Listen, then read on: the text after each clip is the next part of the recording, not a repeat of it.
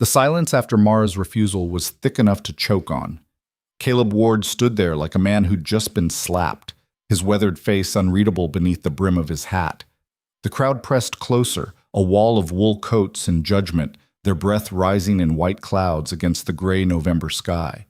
Somewhere behind them a horse stamped impatiently, the sound sharp in the sudden quiet. Mara kept her chin up, though every muscle in her body screamed at her to look away, to apologize, to take back the word that had just ripped through the town square like buckshot.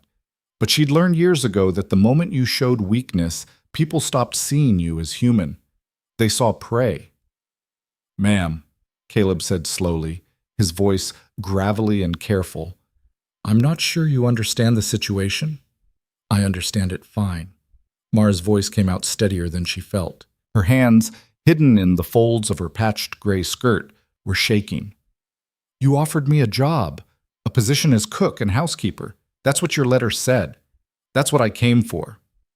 A woman in the crowd, sharp-faced, with a hat that probably cost more than Mara's entire wardrobe, let out a laugh that sounded like breaking glass. "A job? Girl, look at yourself. You think any man sends for a woman like you for cooking?" The words landed like stones. Mara had looked at herself plenty. In every reflective surface during the long journey west, she'd seen what they saw. A face too angular, too severe. Skin weathered by years of factory smoke and cheap boarding house rooms. Hair the color of dishwater, pulled back so tight it made her temples ache. Hands rough as tree bark, nails broken and stained. She was 31 years old and looked older, used up in a way that wasn't pretty or tragic, just ordinary and sad. But she'd also looked at Caleb Ward's letter, read it so many times the creases had worn soft. Seeking competent cook and housekeeper for Frontier Ranch. Must be hardy, disciplined, able to manage kitchen operation feeding 15 to 20 men daily. Room and board provided. Wages fair. No charity cases. Nothing about marriage. Nothing about rescue. Nothing about being anyone's salvation project. "I can cook," Mara said, directing her words at Caleb now, ignoring the crowd. "I can work harder than any person you've got on that ranch. That's what I came to do. If that's not what you're offering, I'll need stage fare back to Cheyenne." Something flickered across Caleb's face, surprise maybe, or respect. It was hard to tell. He was a big man, broad-shouldered and solid, with the kind of presence that made people move out of his way without him asking. Gray threaded through his dark hair, and lines creased the corners of his eyes. The kind earned from squinting into sun and wind, and the kind of hardship that didn't leave room for softness. "The job's real," he said after a moment. "But things are different out here than back east. A woman alone, working a ranch, people talk. I thought offering marriage would make it simpler, cleaner." "For who?" The question hung there, sharp-edged. Caleb's jaw tightened. "For both of us." "I don't need simple," Mara said. "I need work." A man near the front of the crowd, older, with a silver beard and a face like weathered leather, shook his head slowly. "Ward, you can't be serious. You're going to let this nobody walk onto your property without what, Hutchins?" Caleb's voice didn't rise, but it cut clean through. "Without your permission? Last I checked, the Bar W belonged to me." Hutchins' face went red. "I'm thinking of your reputation." "And your daughter's? What kind of example?" "My daughter's got nothing to do with this." Now there was an edge in Caleb's voice, something dangerous. "And my reputation can handle itself." Mara watched the exchange, her mind working fast. So there was a daughter. The letter hadn't mentioned that, and clearly the town had opinions about Caleb Ward's choices. Strong ones. She was walking into something more complicated than a simple employer-employee arrangement, that much was obvious. But complicated didn't scare her. Complicated she could handle. It was the alternative, going back to Cheyenne with nothing, returning to the factory floor, or worse, to the mercy of men who thought a woman's desperation was an invitation that terrified her. "If the job's real," Mara said, "I'd like to see the kitchen." Caleb studied her for a long moment. Then, almost imperceptibly, he nodded. "Wagon's this way." He turned and started walking, not looking back to see if she'd follow. The crowd parted reluctantly, and Mara felt their eyes track her every step, cataloging, judging, filing away ammunition for later.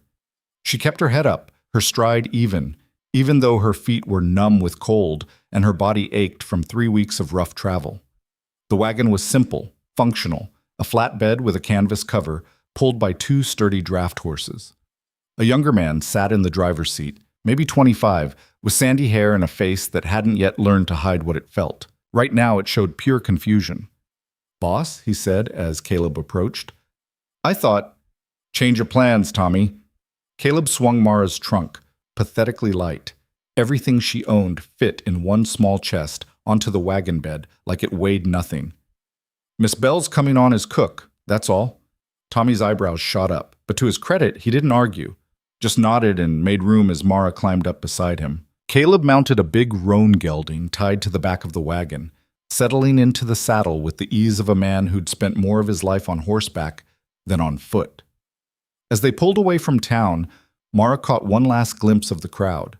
Most were already dispersing, headed back to their warm shops and houses, already composing the stories they'd tell about this spectacle. But a few remained, watching with the kind of intensity that made Mara's skin crawl. The sharp-faced woman in the expensive hat, Hutchins with his silver beard, a younger woman, blonde and pretty in a way that looked calculated, her hand resting on the arm of a man in a fine coat. Their expressions ranged from contempt to curiosity to something darker, something that looked like anticipation. They were waiting, Mara realized, waiting for her to fail, waiting for the inevitable collapse, the moment when this ridiculous situation would resolve itself in the way they expected, with Mara Bell broken, humiliated, and gone. She turned away from them, facing forward into the wind. Let them wait.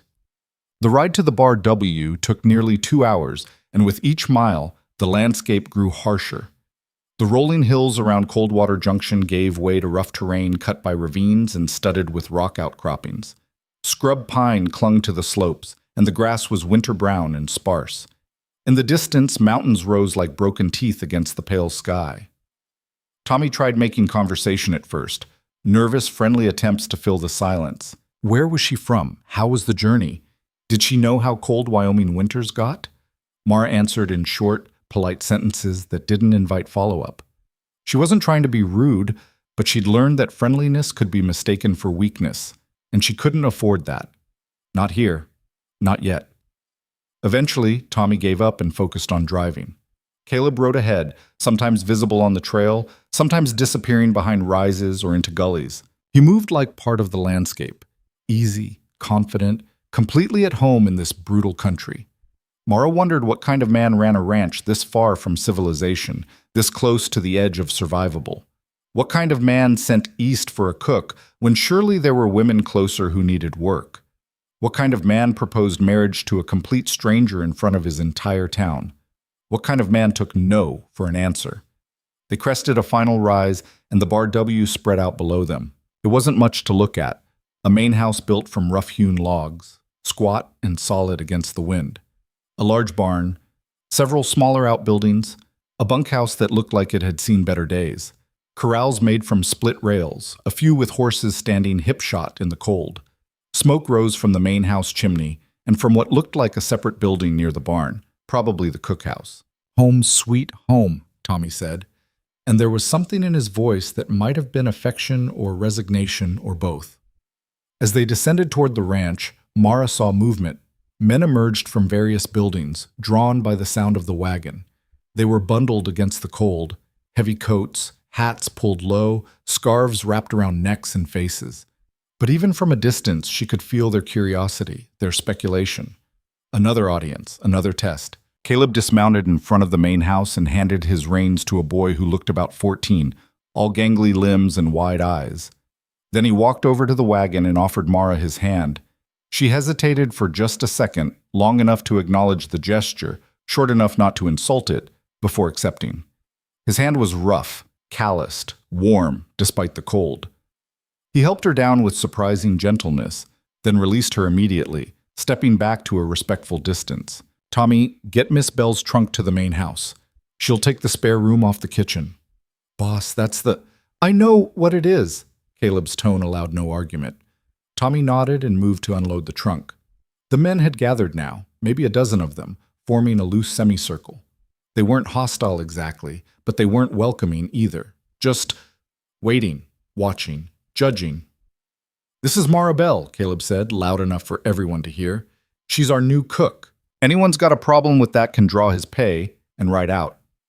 Silence. Then, from somewhere in the back of the group, someone coughed. It might have been covering a laugh.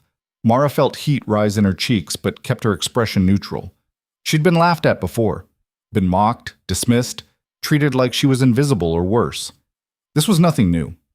What was new was Caleb's next move. "Miss Bell ran the kitchen at the Weatherby textile mill in Philadelphia for 6 years," he said, and Mara's head snapped toward him in surprise. How did he know that? She hadn't put it in her letter, had she? "Managed food service for 300 workers. Anyone here think they can do better? Step up now." No one moved. "Didn't think so." Caleb turned to Mara. "Kitchen's yours. Breakfast at 5, lunch at noon, dinner at 6. You need supplies? Make a list. You need help? Ask. You need someone to get out of your way? Tell me." He paused, then added, quieter, "Give it a week. If it doesn't work, I'll get you stage fare wherever you want to go. Fair?" It was more than fair. It was generous, actually. An escape hatch if things went south. But Mara didn't plan on using it. "Fair," she agreed. "Good." Caleb looked at the assembled men. "Show's over. Get back to work." They dispersed slowly, reluctantly. Mara caught fragments of conversation. "Not gonna last 3 days. Seen tougher-looking scarecrows." What the hell is Ward thinking? Let them talk. Words didn't scare her. Tommy appeared with her trunk. "I'll show you inside, Miss Bell." The main house was warmer than she'd expected, heat radiating from a large stone fireplace in what looked like a combination sitting room and dining area. The furniture was simple but solid. A long table that could seat 12, chairs that had been repaired more than once, a worn sofa near the fire. Everything was clean but bare, functional without being comfortable. A place built by someone who didn't care much about decoration or softness. A place built for survival. "Kitchen's through here," Tommy said, leading her through a doorway. The kitchen was bigger than she'd anticipated, had to be, to feed that many men. A large cast-iron stove dominated one wall, its surface already warm. Shelves lined another wall stocked with basics: flour, salt, sugar, coffee, beans. A work table in the center, scarred from years of use.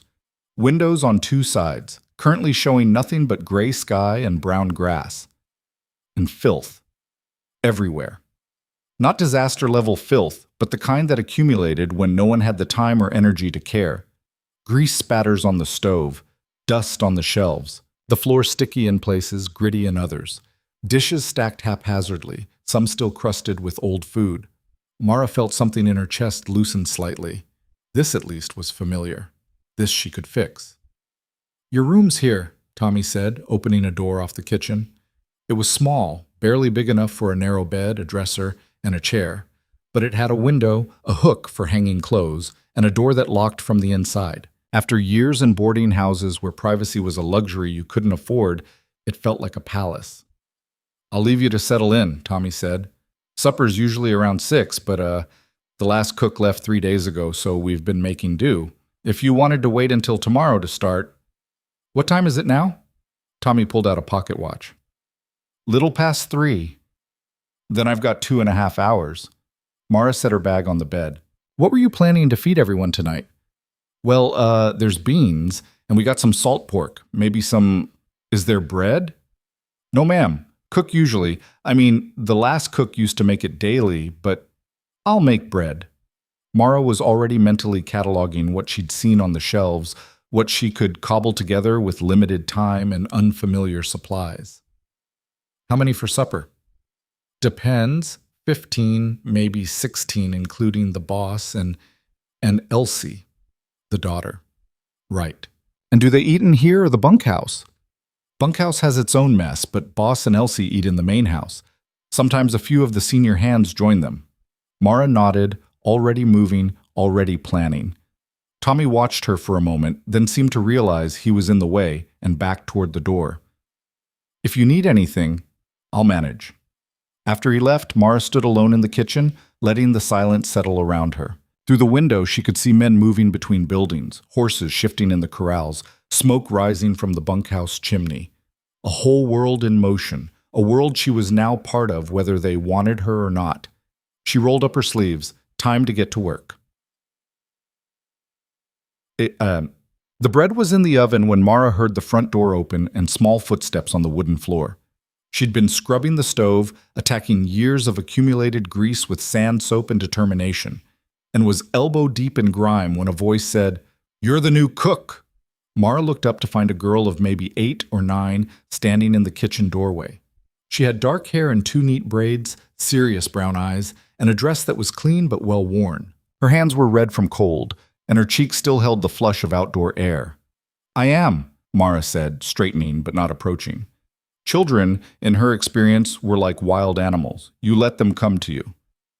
"You must be Elsie." The girl's eyes narrowed slightly. "How'd you know my name?" "Your father mentioned you." "He's not really my father." The correction was immediate, automatic. "He's my uncle. My pa died when I was 4. "I'm sorry." Elsie shrugged, the gesture trying for casual, but not quite making it. "It was a long time ago. I barely remember him." She moved into the kitchen, circling around Mara to inspect the stove, the table, the shelves. Mara went back to scrubbing, letting the girl satisfy her curiosity. "You're not what I expected," Elsie said after a minute. "What did you expect?" "Someone, I don't know, prettier, I guess. Uncle Caleb's last cook was pretty, and the one before that. They never stayed long, though." Mara bit back something that might have been a laugh or a sigh. "Well, I'm not pretty, but I can cook. That count for anything?" Elsie considered this seriously. "Depends on if you're any good." "Guess we'll find out at supper." The girl hopped up onto the work table, legs swinging. "The men are taking bets. Most think you won't last a week, but Tommy thinks you might surprise everyone. He says you've got what he calls backbone." "Tommy talks a lot." "He's nice. Most of them are nice, actually. Except Garrett. He's mean when he drinks, but Uncle Caleb doesn't let him drink much anymore. And Marcus can be grumpy, but that's just because his knee hurts when it's cold." Mara filed away the information, building a mental map of the ranch's population. "You spend a lot of time out in the bunkhouse?" "Uncle Caleb says I shouldn't, but sometimes I sneak out there anyway. They tell better stories than he does." Elsie paused. "You gonna tell on me?" "Not my business what you do. The last cook told, and the one before that. They said it wasn't proper for me to be around the men so much." Elsie's voice took on a mocking tone for the word proper. Mara glanced at her. "What do you think?" The question seemed to surprise the girl. She thought about it, really thought, her face scrunching up in concentration. "I think they're wrong," she said finally. "The men don't treat me bad. They treat me like I'm a person, not like I'm made of glass or something. And they teach me stuff. How to tie knots, how to track animals, how to tell when a horse is sick. Important stuff. Sounds useful." "You really think so?"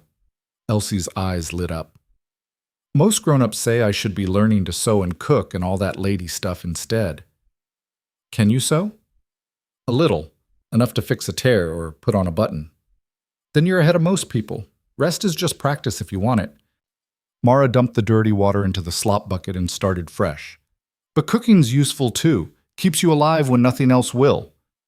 Elsie was quiet for a moment, watching Mara work. Then, "How come you said no?" Mara's hand stilled. "What?" "In town, when Uncle Caleb asked you to marry him. How come you said no?" The question was asked with genuine curiosity, no judgment. Just a child trying to understand the adult world and its inexplicable rules. "Because I came here to work, not to be rescued," Mara said carefully. "I don't need a husband. I need a job." "But don't you want to get married? Have someone take care of you?" "No." The certainty in Mara's voice made Elsie blink. "Why not?" "Because every time I've let someone take care of me, they've used it as an excuse to control me, to tell me what I can and can't do, who I can and can't be." Mara met the girl's eyes directly. "I'd rather take care of myself. That way the only person who gets to decide my life is me." Elsie absorbed this, her young face grave. "Is that why you look so tired?" The observation was blunt but not cruel. Mara almost smiled. "Probably. Taking care of yourself is hard work." "But you're still doing it." "I am." "That's..." Elsie searched for the right word. That's brave. Now Mara did smile. Just a little. Or stupid. Time will tell which. The bread timer, a complicated setup involving a candle and a tin plate that Mara had rigged up, dinged softly. She pulled the loaves from the oven, golden and perfect despite the unfamiliar stove. The smell filled the kitchen, rich and yeasty and undeniably good. Elsie's eyes widened. That smells amazing. Bread's easy. It's honest. You treat it right. It treats you right. Not like people. You don't like people much, do you? I don't trust them. There's a difference. Elsie hopped down from the table. Well, if it helps, I don't think you're so bad. For a grown-up. High praise. The girl grinned, quick and genuine, then headed for the door. But she paused at the threshold, looking back. Miss Bell? I'm glad you said no to Uncle Caleb. He's been weird lately, doing stuff because he thinks he should, not because he wants to. It's nice to see someone say no to him for once. Then she was gone, leaving Mara alone with her bread and her thoughts. Supper was a disaster waiting to happen, and Mara knew it. She'd done her best. The bread was perfect. The beans were decent, and she'd managed to rescue some of the salt pork and make it edible with herbs and patience. But she was working with limited supplies in an unfamiliar kitchen, and she'd only had 2.5 hours. It wasn't her best work, not by a long shot, but it would have to do. At 6 o'clock exactly, Caleb appeared with 3 other men, older ranch hands with weathered faces and cautious eyes. They took seats at the long table without speaking, watching Mara move between kitchen and dining room with expressions that gave nothing away. Elsie sat at her uncle's right hand, unusually quiet, her eyes darting between Caleb and Mara like she was watching a play and waiting for the next act. Mara served the food and retreated to the kitchen doorway, ready to handle complaints or questions. But none came.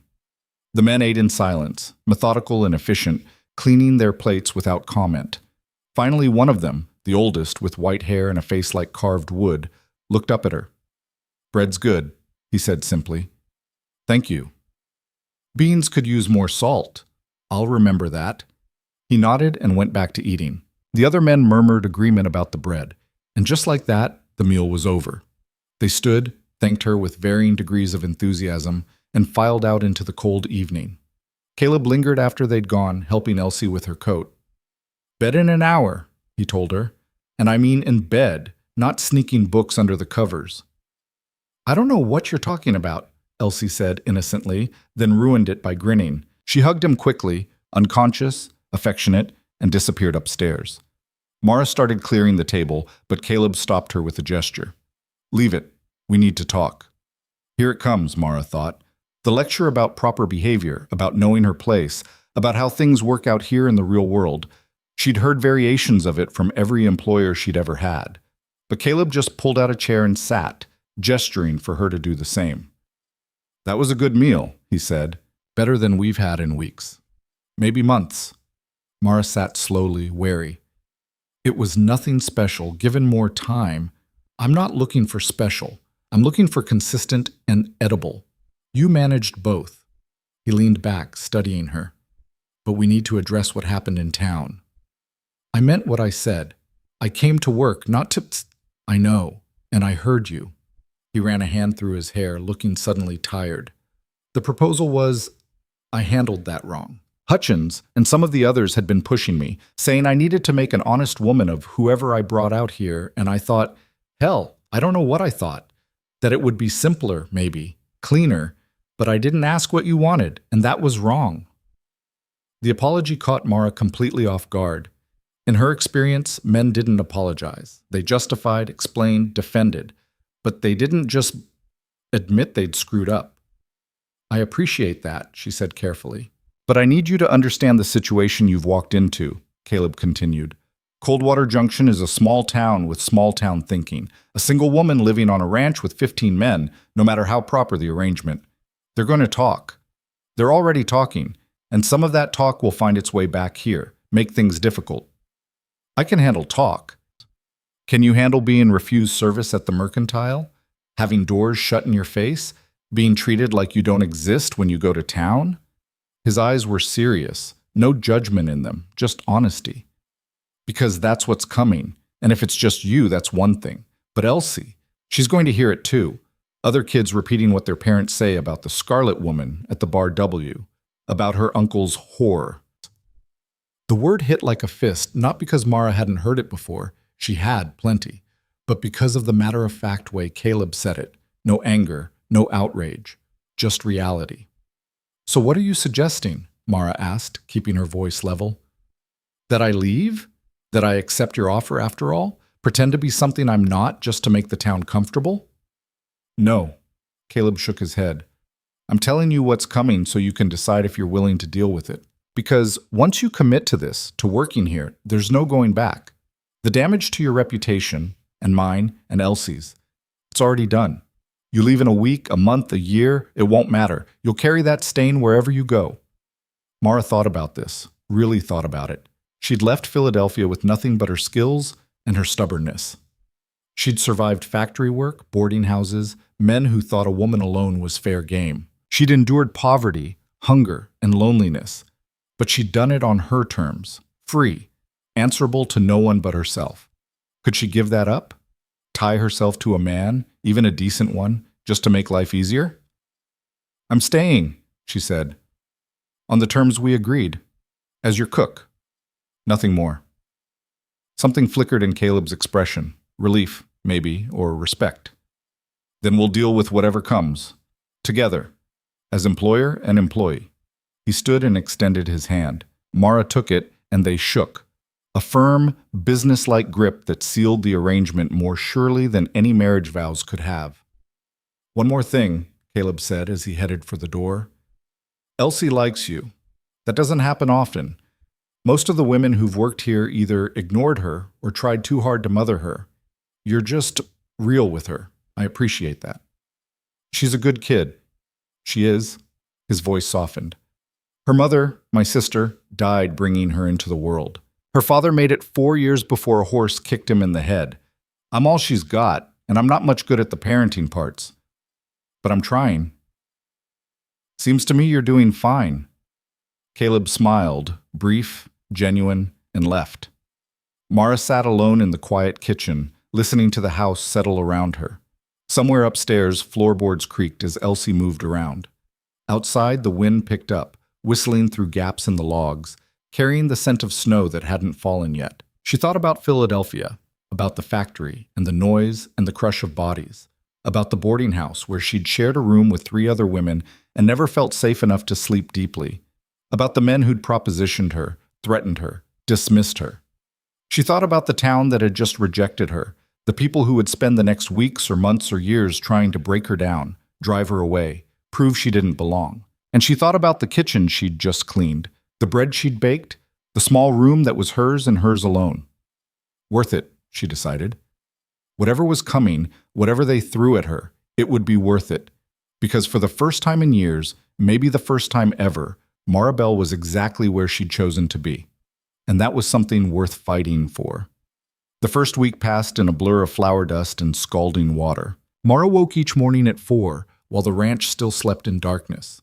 She'd light the lamps in the kitchen, stoke the stove until it roared to life, and start the coffee. Strong enough to strip paint the way the men liked it. By 4:30, she had biscuits in the oven and bacon sizzling in 3 cast-iron pans. By 5, when the first ranch hands stumbled in from the bunkhouse, rubbing sleep from their eyes and stamping cold from their boots, breakfast was ready. They ate like starving wolves, fast, focused, no conversation beyond grunted requests for more coffee or another biscuit. Then they were gone, out into the pre-dawn cold to start the day's work, feeding cattle, mending fences, breaking ice on water troughs, training horses. The work never stopped, even when the temperature dropped so low that spit froze before it hit the ground. Mara cleaned up after breakfast, prepped for lunch, baked bread, scrubbed pots, planned dinner, and repeated the cycle until her hands cracked and bled from the constant exposure to lye soap and freezing water. At night, she fell into her narrow bed too exhausted to dream, and woke 4 hours later to do it all again. It was brutal, repetitive, bone-grinding work. She'd never been happier, because the kitchen was hers. The men might grumble about wanting more gravy or different vegetables, but they ate what she served and thanked her for it. No one told her how to do her job. No one hovered over her shoulder, questioning her methods or undermining her authority. Caleb had said the kitchen was hers, and he'd meant it. But respect from the ranch hands came slower than obedience. She'd catch them watching her sometimes, quick, assessing glances when they thought she wasn't paying attention, measuring her, testing her, waiting for the moment when she'd crack, complain, or prove she was too soft for this life. The breaking point came on the 8th day during lunch service. Mara had made stew, rich and thick, with chunks of beef that had simmered for hours until they fell apart at the touch of a spoon. She'd used the last of the dried vegetables, some wild onions Elsie had shown her growing near the creek, and enough pepper to give it bite. It was good work, maybe her best since arriving. She was ladling it into bowls when one of the younger hands, a kid named Danny with more mouth than sense, walked in and immediately wrinkled his nose. "Aw, hell, not more beef," he said loudly. "We've had beef 4 days straight. I'm starting to moo." A few of the other men chuckled, but it was uncomfortable laughter. They knew Danny was pushing it, and they were waiting to see what would happen. Mara set down the ladle carefully. "You're right," she said, her voice pleasant. "I've been serving a lot of beef lately.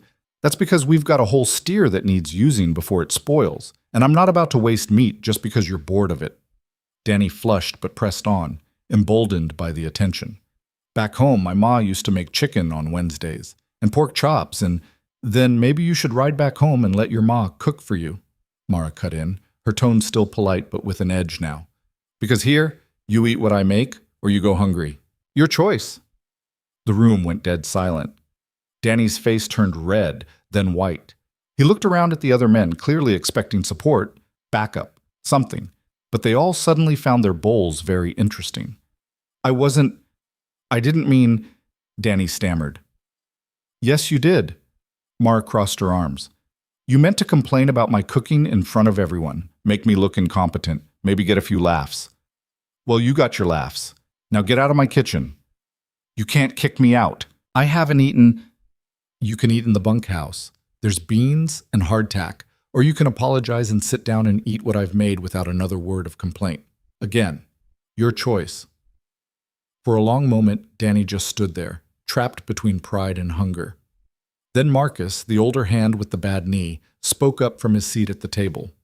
"Boy, you got 2 seconds to either say you're sorry or get gone. Because that stew smells like heaven, and I'll be damned if I let it get cold while you figure out how to stop being stupid." Several other men murmured agreement. Danny looked at Mara, then at the stew, then back at Mara. "I'm sorry," he muttered. "Louder. I'm sorry, Miss Bell, for complaining, and for being disrespectful." Mara studied him for a beat longer, then nodded. "Sit down." He practically collapsed into a chair. Mara resumed serving, and conversation slowly picked back up, careful at first, then more natural. By the time everyone had finished and headed back to work, the incident seemed almost forgotten. Almost. Tommy hung back after the others had left, helping Mara clear plates even though she hadn't asked. "That was something," he said, grinning. "I thought Danny was going to wet himself." "He's young. He'll learn. Most of them have learned already, you know. They're just stubborn about showing it." Tommy stacked bowls carefully. "You've been here 8 days, and the complaints have dropped to almost nothing. Even Garrett admitted yesterday that your biscuits are better than anything we've had in years, and Garrett doesn't admit to liking anything except whiskey and his horse." Mara allowed herself a small smile. "High praise." "I'm serious, Miss Bell. You're changing things around here, making it better. The men see that, even if they won't say it out loud yet." "What about the town?" Tommy's smile faded.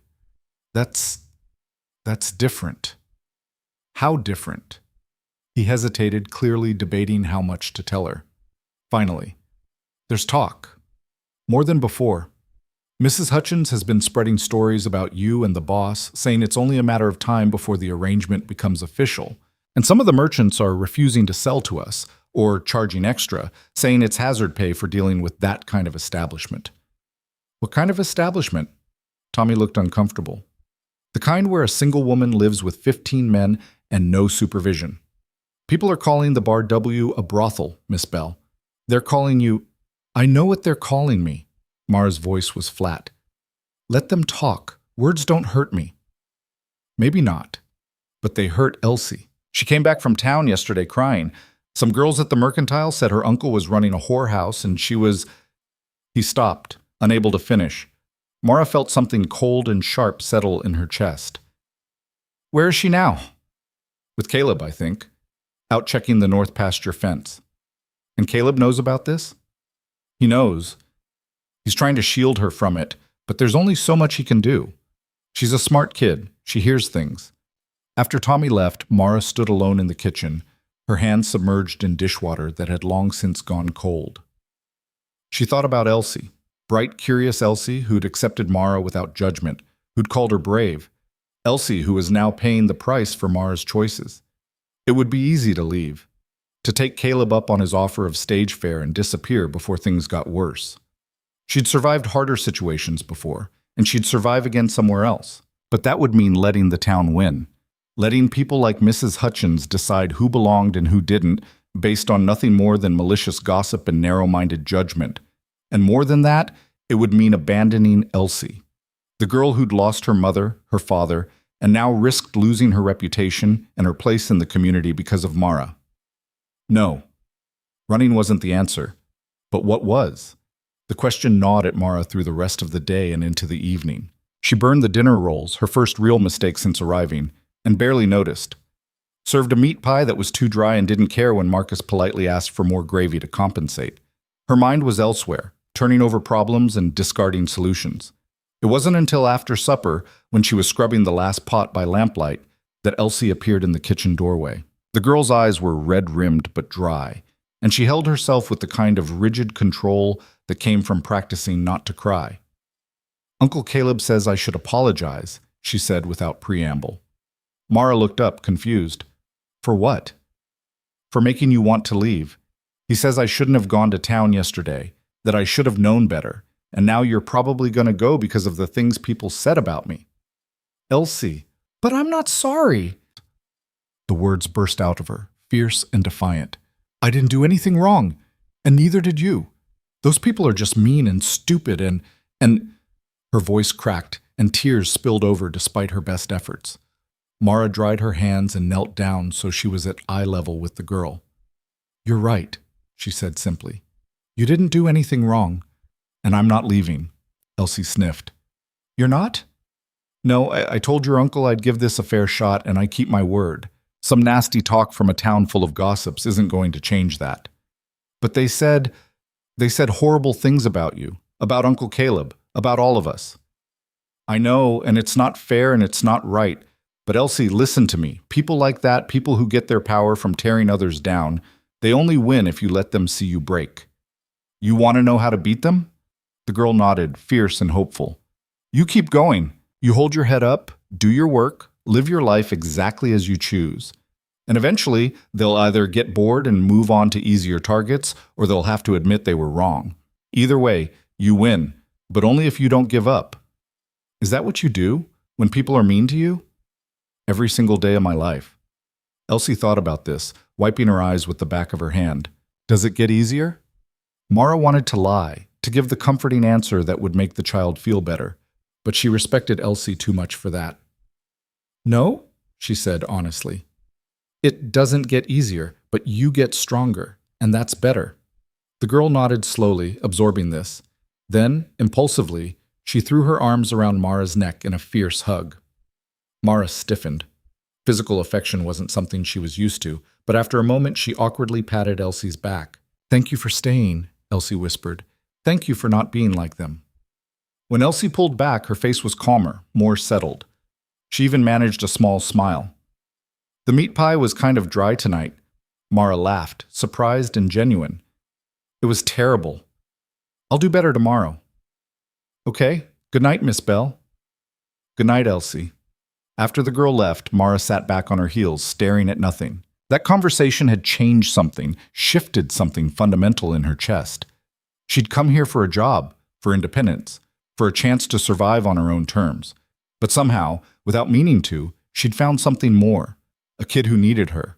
A community, small and rough as it was, that was learning to accept her. A purpose beyond just getting through each day. And she'd be damned if she let anyone take that away. The next morning, Mara woke with a plan. She found Caleb in the barn, checking on a mare who was due to foal any day. He looked up when she entered, surprise flickering across his face. She rarely sought him out, preferring to handle problems on her own. "Miss Bell, everything all right?" "I need supplies from town," she said without preamble. "More flour, sugar, lard, some spices if they have them, dried fruit, nuts. And I'll need the wagon if Tommy can spare a few hours to drive me." Caleb straightened, brushing hay from his sleeves. "You sure that's wise? After what happened to Elsie?"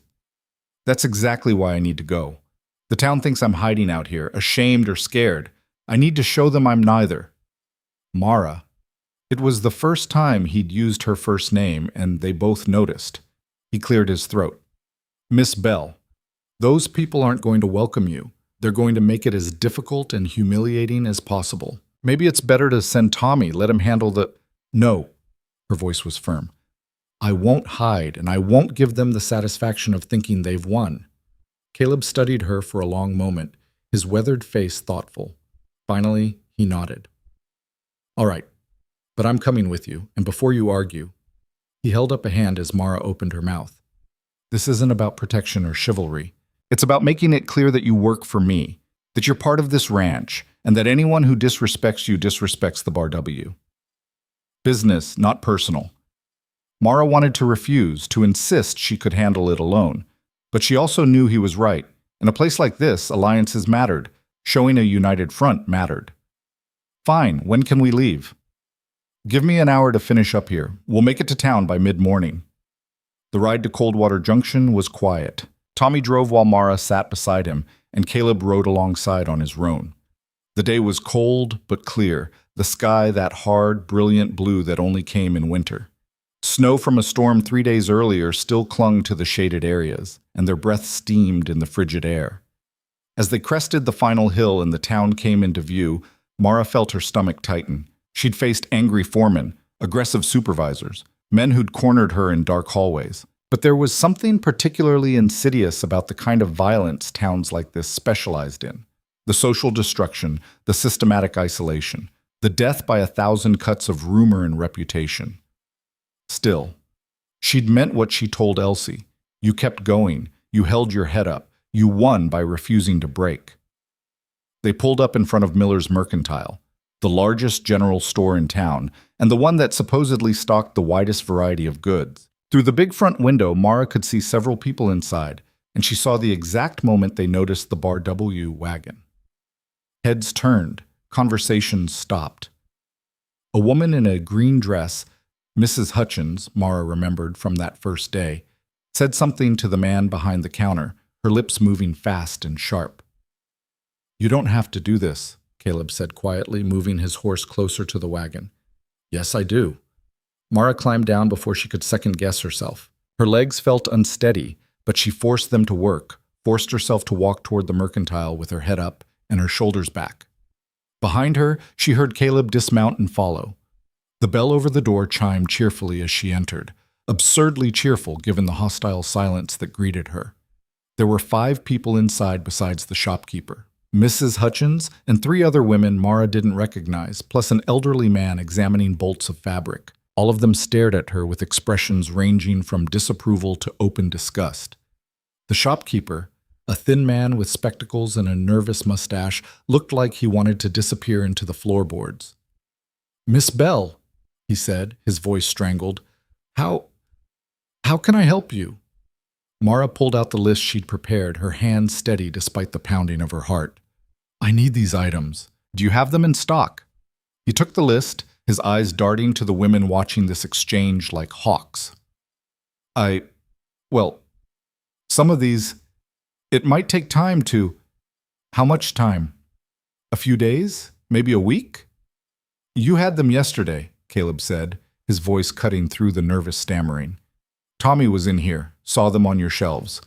So unless you sold 20 pounds of flour, 10 pounds of sugar, and a dozen other items overnight, I'd say you still have them." The shopkeeper's face flushed. "Mr. Ward, Are you refusing to serve Miss Bell?" Caleb's tone was mild, almost conversational, but there was steel underneath. "Because that's what it sounds like. And I'd hate to have to take my business to the new mercantile opening in Willow Creek next month. But if that's how things are going to be, the threat was clear. The Bar W was the biggest ranch for 50 miles, and they bought supplies in bulk. Losing that business would hurt. The shopkeeper swallowed hard. No, of course not. I just meant, I'll get these items together. It might take a few minutes. We'll wait.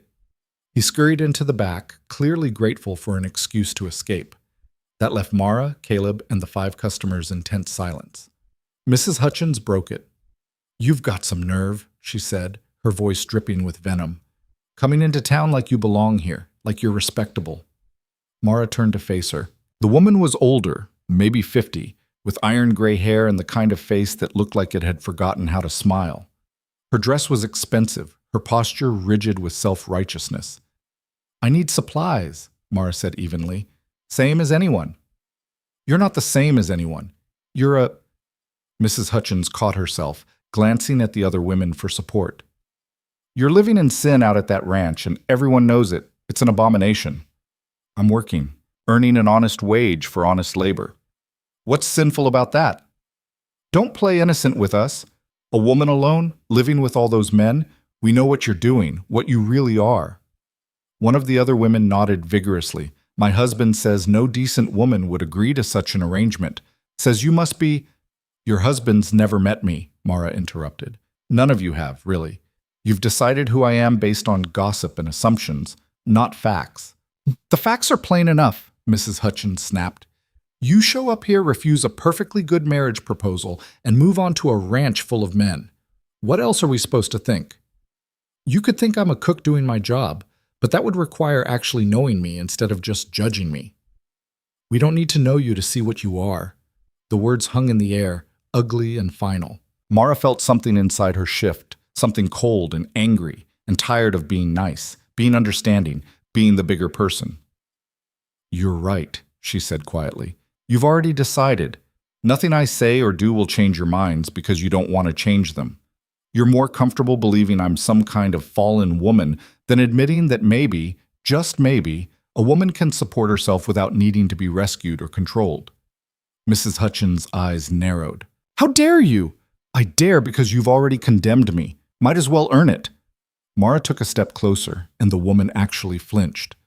But here's what you need to understand, Mrs. Hutchins. I don't need your approval. I don't need your acceptance. I don't need anything from you or this town except the basic courtesy of being allowed to buy supplies and live my life. You can whisper about me all you want. You can spread your poison and turn people against me. But I'm not leaving. I'm not hiding, and I'm not ashamed. You should be, one of the other women hissed. Why? Because I work for a living? Because I chose independence over marriage? Because I refused to play the role you wanted me to play? Mara shook her head. I've been called worse things by better people. Your opinions don't touch me. Then why are you shaking? Mrs. Hutchins' smile was cruel, and Mara was shaking. She could feel it, the tremor in her hands, the way her voice wavered slightly despite her best efforts to control it. Because standing up to bullies didn't mean you weren't scared. It just meant you did it anyway. Because I'm angry, she said, and her voice was steadier now, stronger. Angry that women like you make it harder for women like me to survive. Angry that instead of helping each other, we tear each other down. Angry that you'd rather destroy a child's innocence with your nasty rumors than admit you might be wrong. That hit home. Mrs. Hutchins' face went red. Don't you dare bring Elsie into this. That poor child living in that environment. That child is loved, protected, and cared for, Caleb cut in, his voice hard. And she was doing just fine until your daughter and her friends decided to repeat your poison. So if you've got concerns about Elsie's well-being, maybe start by teaching your own kids some basic human decency. The shopkeeper reappeared from the back, his arms laden with supplies, clearly desperate to end this confrontation. I've got everything on your list, Miss Bell.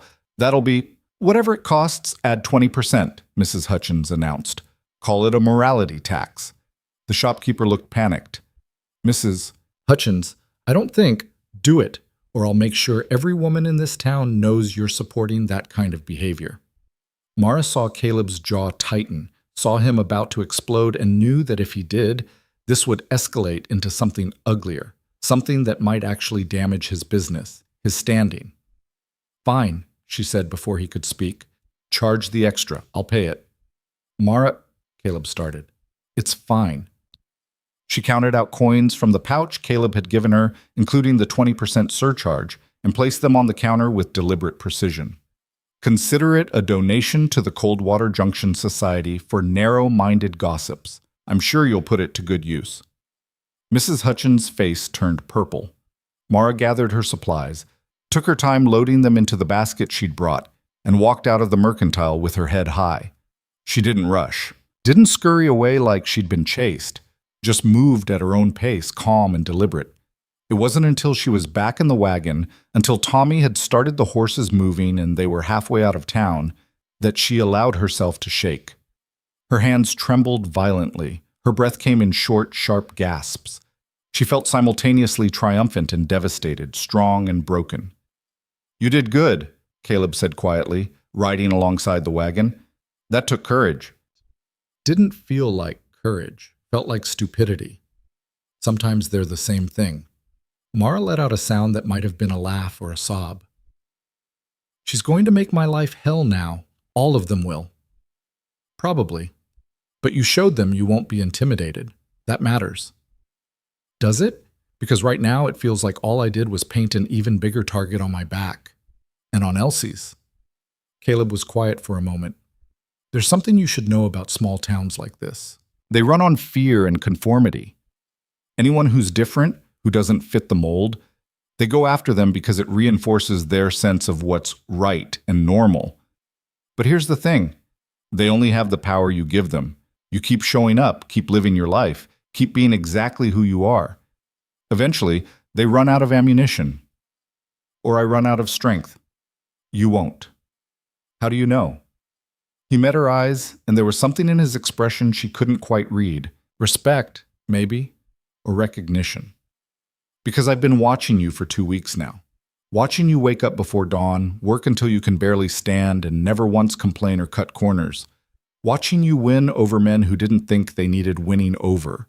Watching you connect with a little girl who doesn't trust easily and hasn't smiled this much in years." He paused. "You're stronger than you think, Maribel. Stronger than they are. And that's what scares them." The words settled over her like a blanket, warm and unexpected. She didn't know what to say, so she said nothing.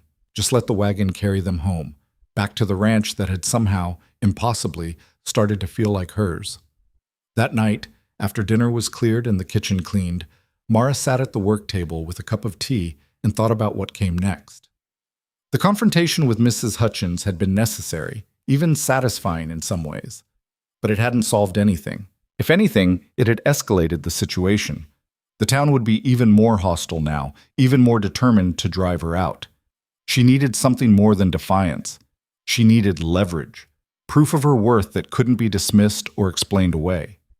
The answer came to her slowly, piece by piece, as she sipped her tea and stared at the supplies she'd bought that afternoon.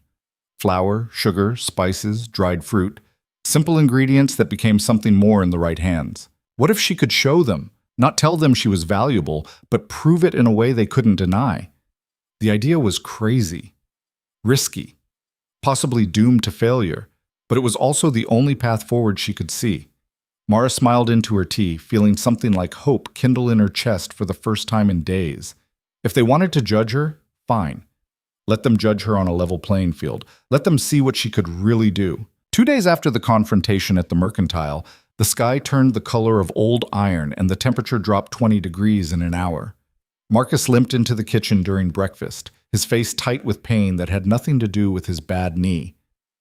"Storm's coming," he announced, pouring himself coffee with hands that shook slightly. "Big one.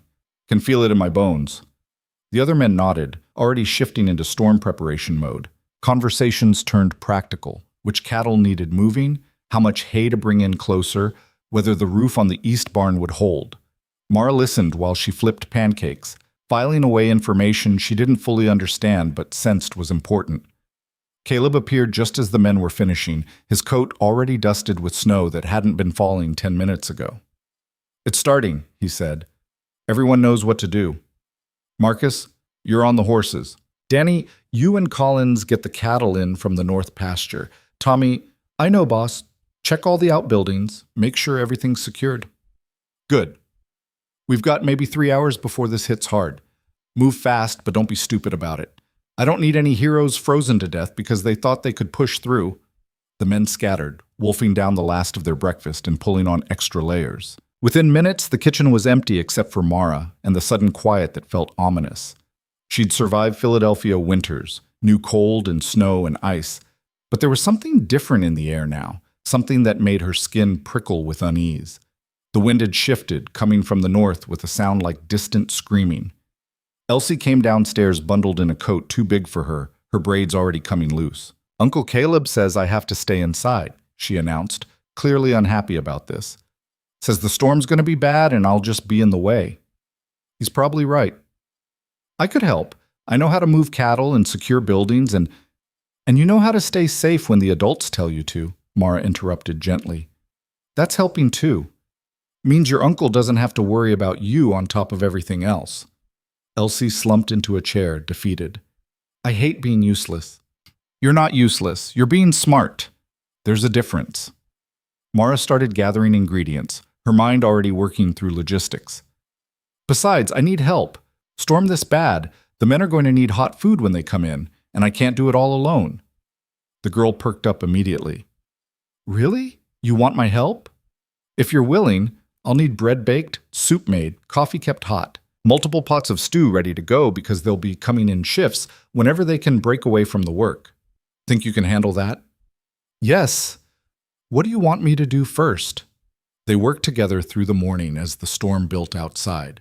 Snow that had started as scattered flakes became a steady fall, then a driving wall of white that erased the world beyond the windows.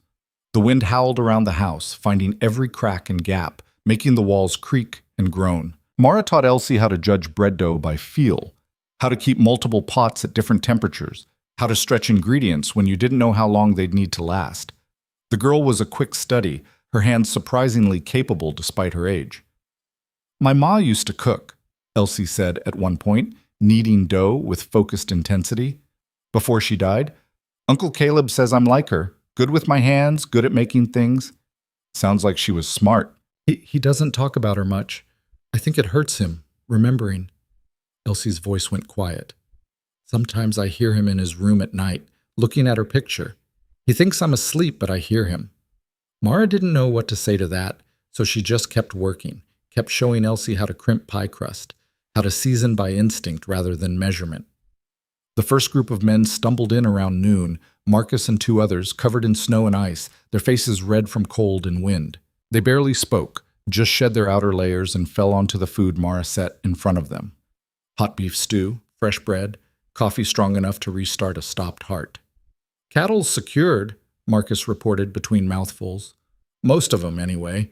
Lost track of a few head in the north pasture, but we'll find 'em when this clears. How bad is it out there? Mara asked. Bad enough. Can't see more than 10 feet in any direction. Temperature's still dropping, probably below 0 by now. Boss is still out there with Danny and the others, making sure the barn doors are reinforced. As if summoned by his name, Caleb appeared in the doorway, more ice than man. Snow caked his beard, his eyebrows, the shoulders of his coat. His hands, when he pulled off his gloves, were an alarming shade of white. Elsie, get your uncle some dry clothes, Mara ordered, already pulling him toward the stove. And blankets. Marcus, help me get his coat off before it freezes to him. They peeled away layers of frozen cloth while Caleb stood there, too cold to even shiver properly. That was when Mara knew it was serious, when your body stopped trying to warm itself, when the cold went so deep it felt like burning. Stupid, she muttered, rubbing his hands between hers, trying to force warmth back into them. What were you thinking? Staying out that long? Had to. Had to make sure. His voice was slurred, words coming slow. You had to make sure you didn't die before getting the barn secured? Great plan.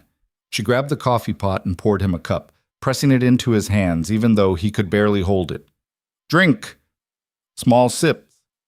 Elsie returned with an armful of blankets and dry clothes. Between the 3 of them, Mara, Elsie, and Marcus, They got Caleb into dry layers and wrapped in enough blankets that he looked like a wool cocoon. Color slowly returned to his face, the dangerous whiteness fading to more normal pallor. "The others?" he asked once he could speak clearly again. "Still out there," Marcus said. "Tommy's group is checking the bunkhouse and outbuildings. Danny and Collins went after those stray cattle. In this weather, they'll get lost. They know the risks, boss, and they're not stupid. They'll turn back if it gets too bad." But an hour passed, then two, and there was no sign of Danny or Collins. The other men filtered in gradually. Tommy's group, then the hands who'd been securing equipment and supplies. All of them half frozen, all of them worried about the missing pair. The storm had reached its full fury now, wind strong enough to shake the house on its foundation, snow so thick it was like a living thing, something malevolent trying to bury them all. The temperature had dropped so low that water thrown outside froze before hitting the ground. Caleb paced despite Mara's orders to stay put and warm up. They should have been back by now. Even if they couldn't find the cattle, they should have turned back. "Maybe they're holed up somewhere," Tommy offered. "Found a shelter, waiting it out. Or maybe they're frozen in a ditch somewhere." Caleb grabbed his coat, still damp but warming by the fire. "I'm going after them." "You're not," Mara said flatly. "You just came in half dead from cold yourself. You go back out there, you'll be useless in 10 minutes. Those are my men, and you're no good to them dead." She stepped between him and the door, and for a moment they just stared at each other. The kitchen had gone silent, everyone watching this confrontation. "I can't just sit here," Caleb said, and there was something raw in his voice, something that sounded like guilt and fear mixed together. "If something happens to them because I sent them out in this, nothing's happened yet. But something will happen to you if you go back out there this soon." Mara softened her tone slightly. "Give it another hour. If they're not back by then, we'll send out a search party. Rested men who've had time to warm up and prepare properly. Not you running off half frozen on a rescue mission that might end with 3 dead instead of 2 missing." It was harsh, maybe too harsh, but it landed. Caleb's shoulders slumped and he let Marcus guide him back to the chair by the fire. The next hour was the longest of Mara's life. She kept cooking because that was what she could control. Kept coffee hot, kept stew warming, kept bread in the oven. Kept her hands busy so her mind wouldn't spiral into imagining frozen bodies and snowdrifts, men who'd die because she'd bought supplies that sent them out into this storm. Elsie sat at the table, quiet and pale, watching the door like she could will the missing men to appear through sheer force of wanting. When the door finally crashed open, everyone jumped. Tommy and another hand stumbled in, dragging something between them. No, not something, someone. Danny, barely conscious, his lips blue and his eyes unfocused. "Found him half a mile out," Tommy gasped, his own face gray with exhaustion. "Collapsed in a ravine, been lying there at least an hour." "Collins?" Caleb demanded. "Still looking. Danny was alone when we found him. Couldn't tell us what happened. He's too far gone." They carried Danny to the fire, and Mara's training from years of factory accidents kicked in. She'd seen hypothermia before, knew the signs, knew what needed to be done. "Get his wet clothes off. All of them. We need blankets, dry clothes, and warm, not hot, warm, water." She was already moving, already gathering supplies. "Elsie, I need you to heat water. Not boiling, just warm. Can you do that?" The girl nodded and ran to the stove. Mara worked on Danny methodically, professionally, ignoring the fact that she was undressing a young man she barely knew, ignoring the other men's discomfort as they helped. This wasn't about modesty or propriety. This was about keeping someone alive. His skin, when they got the wet layers off, was a mottled blue-white, so cold it barely felt human. His breathing was shallow, irregular. Mara wrapped him in blankets, then used the warm water Elsie brought to gradually heat his core. Warm compresses on his chest, his neck, his groin, where the major blood vessels ran. "Talk to him," she instructed the men standing around uselessly. "Keep him conscious if you can. Tell him stupid stories, ask him questions, whatever. Just don't let him drift off." They took turns, voices awkward at first, then more natural, filling the kitchen with meaningless chatter that somehow felt important. Danny's eyes flickered, focused, unfocused. His lips moved, but no sound came out. Slowly, painfully slowly, color began to return. His breathing deepened. His eyes stayed open longer. "Collins?" he finally managed to whisper. "Got separated. Tried to find him. Couldn't." "Where?" Caleb demanded, kneeling beside the young man. "Where did you lose him?" "North pasture, near the old fence line. I think." Hard to tell. That was all they got before Danny's eyes slid closed again, but this time it was sleep, not unconsciousness. Mara checked his pulse. Stronger now, more regular. He'd live, probably. Might lose a few fingers or toes to frostbite, but he'd live. Caleb stood and looked at his remaining men. "I need volunteers. We know the general area now. If we move fast, I'll go." Marcus was already pulling on his coat. "Your knee. I can ride. And Collins saved my life 2 winters ago when that horse threw me. I'm going." 3 other men volunteered. Caleb didn't argue with them, just started issuing orders. Who would ride where? What signals to use if they found anything? How long before they turned back whether they'd found Collins or not? Mara packed them food they could eat in the saddle, filled thermoses with hot coffee, added extra blankets to their saddlebags. It wasn't much, but it was something. A way to feel useful when men were about to ride into a storm that had already nearly killed one person. They left through the barn, where the horses were sheltered. Mara watched from the window as they disappeared into the white wall, swallowed by the storm within seconds. Then there was nothing to do but wait. She sat with Danny, monitoring his condition, forcing warm broth down his throat when he was conscious enough to swallow. Elsie curled up on the sofa, trying not to cry, and mostly failing. The other men sat in small groups, speaking in low voices, their worry filling the room like smoke. An hour passed. 2. The storm showed no signs of weakening. Mara was starting to prepare another pot of soup, more to keep busy than because they needed it, when she heard it, a sound like thunder, but wrong, muffled by snow and wind. Everyone froze. "That was a gunshot," Tommy said, already moving toward the door. "The signal. They found something." The next 10 minutes were chaos. Men scrambling into coats, shouting questions no one could answer, trying to figure out where the sound had come from in the storm's confusion. Then more gunshots, 3 in rapid succession, the return to base signal. They were coming back. When the barn door crashed open, it took 6 men to carry what they'd found. Collins, unconscious and frozen stiff as a board, and Caleb, his face a mask of blood from a gash on his forehead, one arm hanging at an odd angle. "Horse spooked," Marcus explained as they hauled both men inside. "Lightning strike hit a tree near us. Scared the hell out of everything. Boss got thrown, hit his head on a rock. Arms broken, maybe shoulder too. But we found Collins. He'd crawled into an old line shack, passed out inside. Probably saved his life." They had 2 critical patients now instead of 1. Mara moved between them, prioritizing, making decisions she had no business making but someone had to. Collins first because he was closer to death. Same treatment as Danny, warming him gradually while monitoring for signs of shock. Then Caleb, whose head wound needed cleaning and whose arm needed setting. "I can't set a broken bone," she told Marcus flatly. "I don't have the training." "I do," one of the older hands spoke up. "Did it in the war. Seen enough breaks to know what I'm doing. Then do it. I'll assist." Setting Caleb's arm was brutal. He was conscious, too conscious, and even with leather between his teeth to bite down on, his screams cut through the room. Mara held him still while the old hand worked, feeling every tremor that went through Caleb's body, every flinch when bone ground against bone. "Almost there, boss," the hand muttered, sweat dripping despite the cold. "Just a bit more. There."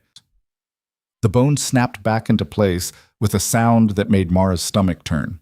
Caleb went limp, either passing out or just giving up the fight. They splinted his arm with boards and strips of cloth, then wrapped his torso to immobilize the shoulder. The head wound was easier to deal with, shallow despite all the blood. No sign of skull fracture. Mara cleaned it with whiskey that made Caleb hiss even in his semi-conscious state, then bandaged it as best she could. By the time she finished, Collins was showing signs of improvement, color returning, breathing steadier. Danny was sleeping normally now, his frost-nipped fingers wrapped carefully. Caleb was still pale but stable. 3 men nearly died. 3 men who'd survived only because of dumb luck and desperate searching and Mara's refusal to panic. She looked around the kitchen, at the injured men, at the exhausted ranch hands, at Elsie who'd finally fallen asleep curled in a blanket by the fire, and felt something crack inside her chest. This was real. Not just a job or a place to stay or a way to survive. These were real people whose lives depended on her being strong enough, smart enough, capable enough to keep them alive. And they were her people now, whether she'd meant for that to happen or not. The storm raged for 2 more days. Mara barely slept, moving between patients, keeping food coming, making sure the men had what they needed to stay warm and fed while they waited out the weather. Elsie helped when she could, but mostly she just watched Mara with wide eyes, like she was seeing something new and maybe a little frightening. When the storm finally broke, the world outside was transformed. Snowdrifts as tall as a man blocked doorways. The barn roof had partially collapsed under the weight. 3 horses were dead, frozen where they stood. And the damage to fences, equipment, and buildings would take weeks to repair, but everyone was alive. Collins woke up on the 3rd day, groggy and confused but functional. Danny's frostbite turned out to be minor. He'd keep all his fingers, though a couple of toes were questionable. Caleb's arm was healing, though he was a terrible patient, trying to work one-handed and getting frustrated when his body wouldn't cooperate. A week after the storm, Mara was kneading bread dough when Caleb appeared in the kitchen. His arm was still splinted, his head wound healing to an angry red line, but he moved with more of his usual confidence. "Need to talk," he said without preamble. Mara dusted flour from her hands. About? About what happened during the storm. He pulled out a chair, wincing as the movement jarred his shoulder. "You saved 3 lives. Maybe more. If we'd lost Collins and Danny, who knows what would have happened to morale, to the men's willingness to work through the rest of winter. You held everything together when I couldn't. I did what needed doing.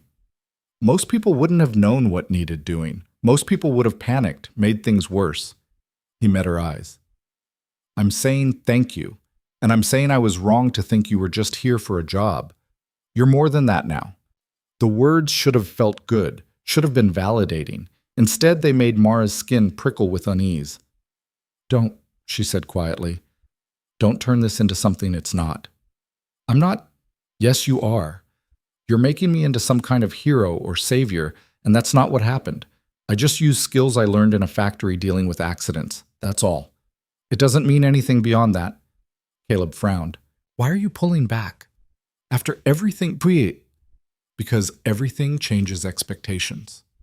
Mara's hands clenched in the dough. "Because people start relying on you for more than you can give. Because one minute you're just the cook, and the next everyone's looking at you like you're supposed to fix all their problems. And I can't be that person." "No one's asking you to be." "Yes, you are. Right now with this conversation. You're saying I'm more than just here for a job, which means you're adding weight to this arrangement that I didn't sign up for." She forced herself to meet his eyes. "I like it here. I like the work, the kitchen, even Elsie, but I can't let it become more than what it is. Employment. Because the second it becomes more, the second people start expecting me to care about them beyond just doing my job, that's when it gets complicated. That's when I can't leave if I need to." Understanding dawned on Caleb's face, followed by something that might have been hurt. "You're still planning to leave?" "I'm planning to keep my options open." "That's not the same thing." "It is to me."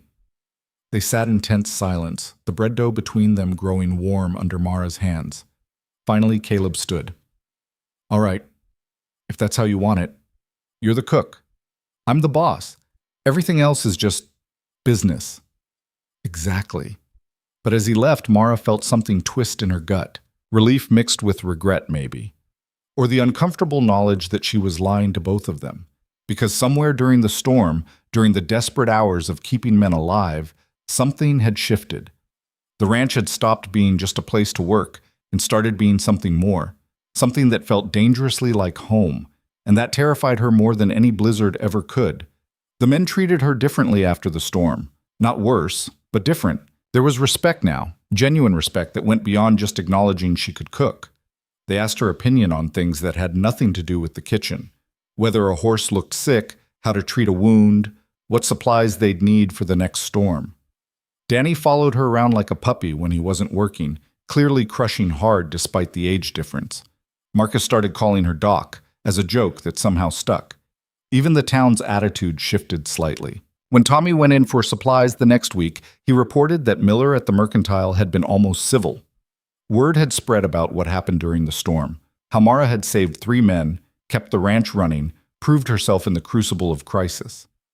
"Mrs. Hutchins still hates you," Tommy reported cheerfully, "but some of the other women are starting to question whether she's right. I heard 2 of them arguing at the post office, one saying you couldn't be all bad if you saved Collins's life, the other saying it was probably all for show."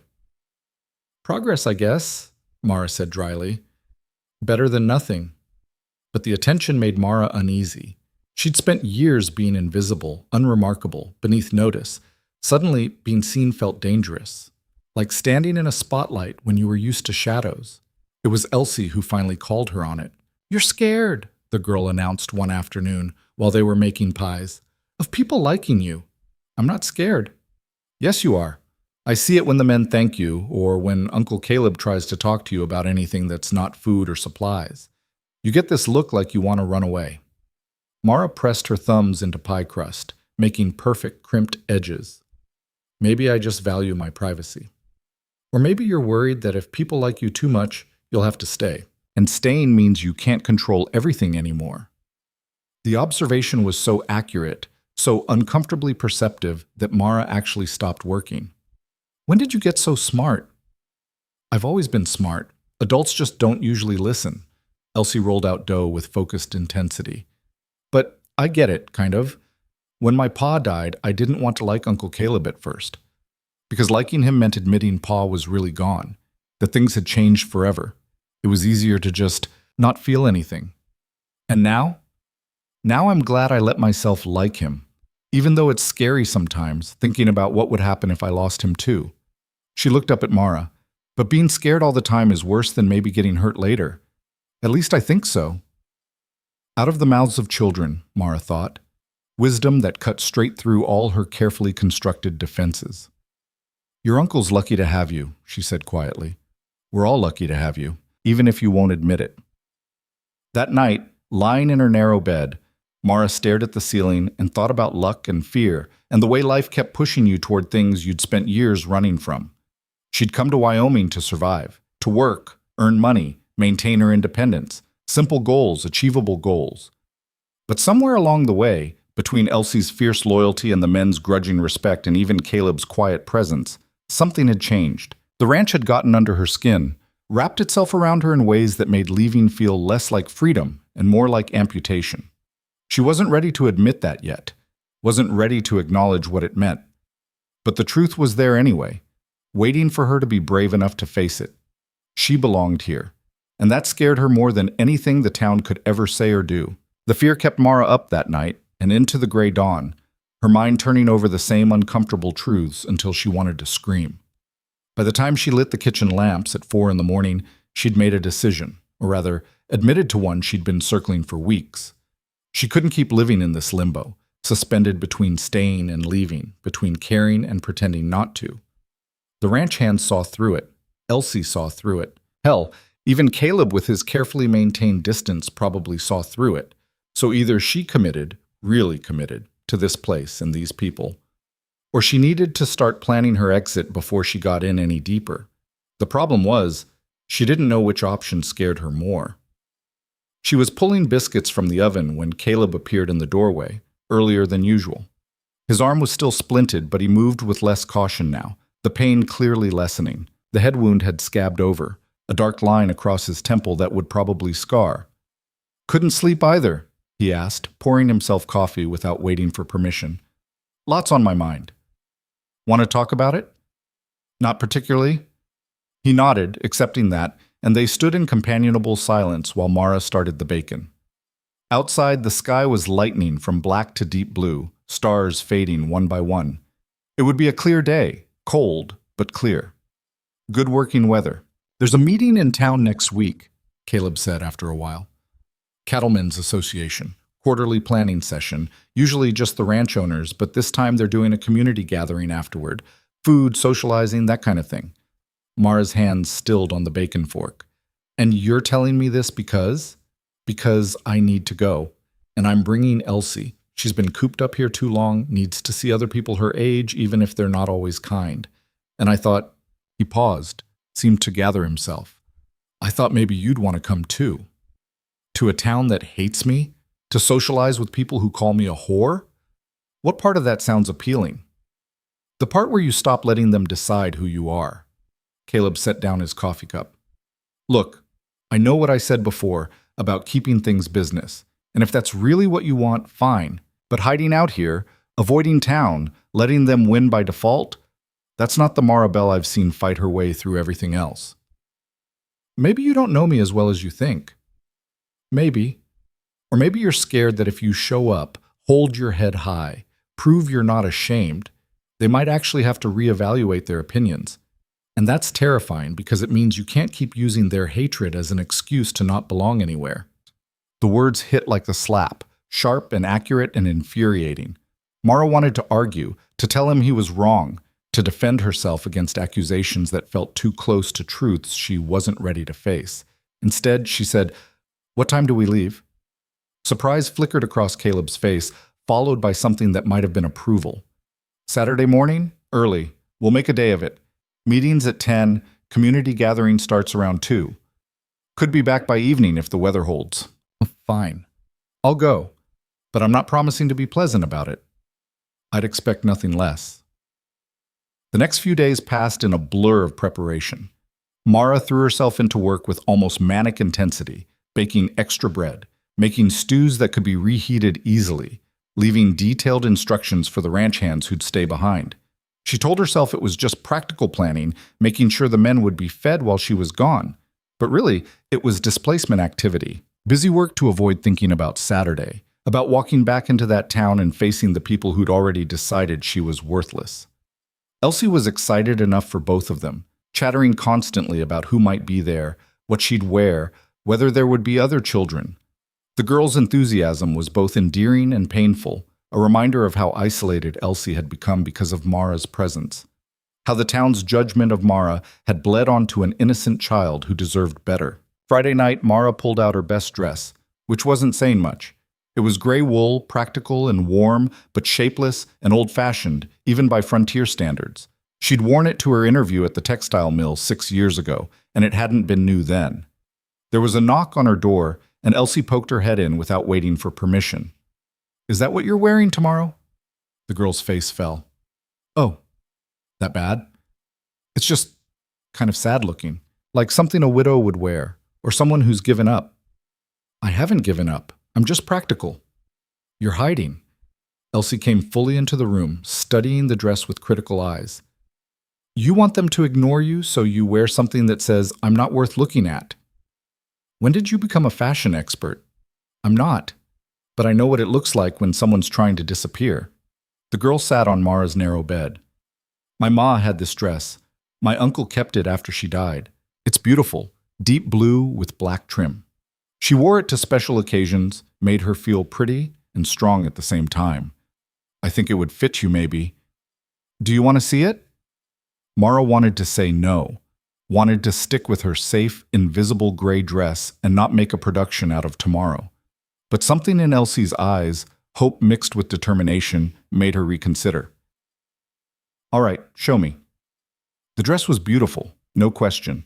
Rich blue fabric with black velvet trim at the collar and cuffs, fitted at the waist and flowing from there. More stylish than anything Mara had ever owned, more elegant than she had any right to wear. "I can't," she said immediately. "This was your mother's, and she'd want someone to wear it instead of it just hanging in a closet turning to dust." Elsie held it up against Mara, assessing. "It'll need taking in a bit. You're thinner than Ma was, but I can do that. I'm good with a needle." "Elsie, this is too much. I'm just going to a town meeting, not a ball." "You're going to show them they were wrong about you. That deserves a good dress." The girl's voice turned fierce. "Please, Miss Bell, let me help. Let me do something that matters." So Mara let the girl work through the evening, taking in seams and adjusting the hem while Mara sat awkwardly still, feeling like a fraud playing dress-up in borrowed finery. But when Elsie finally stepped back and held up a mirror, Mara barely recognized the woman looking back at her. The blue brought out color in her face, made her eyes look brighter instead of just tired. The fitted waist gave her thin frame some shape, some presence. She didn't look pretty, that was too much to hope for, but she looked dignified, like someone worth listening to. "You look beautiful," Elsie said softly. "I look acceptable. You look like you could walk into that town and make them all feel small for what they said about you. That's better than beautiful." Saturday dawned cold and brilliant, the sky so blue it hurt to look at. Mara dressed carefully in the altered blue dress, her hands shaking slightly as she fastened the buttons. She'd faced angry mobs, violent men, desperate poverty. But somehow this felt harder, more exposing. Caleb was waiting by the wagon when she emerged, and his double take was almost comical. "Miss Bell, you look—" He caught himself. "The dress suits you." It was Elsie's mother's. She insisted. Sarah would have liked that. Liked you, I think. He helped her into the wagon with more care than usual, mindful of the dress. "Ready for this?" "No, but I'm doing it anyway." The ride to town took 2 hours, and Mara spent most of it fighting nausea. Elsie chattered away, pointing out landmarks and telling stories, but Mara could barely focus. Her mind kept jumping ahead, imagining the looks, the whispers, the confrontations. She almost asked Caleb to turn back 3 times, almost claimed illness or changed her mind or made some excuse. But each time, she thought about what she'd told Elsie after the storm, about holding your head up and not giving them the satisfaction of seeing you break. "Practice what you preach," she told herself grimly. Coldwater Junction was busier than Mara had ever seen it. Wagons and horses crowded the main street, people moving between buildings, children running in packs. The quarterly meeting was clearly a bigger deal than she'd realized. Not just local ranchers, but people from outlying homesteads, neighboring towns, anywhere within a day's travel, which meant more witnesses to her humiliation. Wonderful. They left the wagon at the livery and walked toward the meeting hall, a large building that apparently served as church, school, and community center, depending on the day. People turned to look as they passed, and Mara felt the weight of their stares like physical pressure. There was Mrs. Hutchins near the mercantile, her face darkening when she spotted Mara. The blonde woman from that first day, hanging on her husband's arm and whispering behind her hand. Men in good coats and polished boots, their expressions ranging from curious to hostile. And then, surprisingly, some neutral faces. A few nods that weren't exactly friendly but weren't overtly hostile either. A woman with a baby on her hip who met Mara's eyes briefly and didn't look away in disgust. Small mercies. The meeting itself was boring, full of talk about cattle prices and grazing rights and water management. Mara sat in the back with Elsie, trying to be invisible while also refusing to slouch or hide. It was an uncomfortable balance. But she noticed things. The way people kept glancing at her, then quickly away. The whispered conversations that stopped when she got too close. The way Hutchins, the silver-bearded man from the mercantile, apparently a prominent rancher, kept shooting hostile looks at Caleb throughout the meeting. After an hour of tedious discussion, they broke for the community gathering. Tables were set up outside despite the cold, laden with food brought by various families.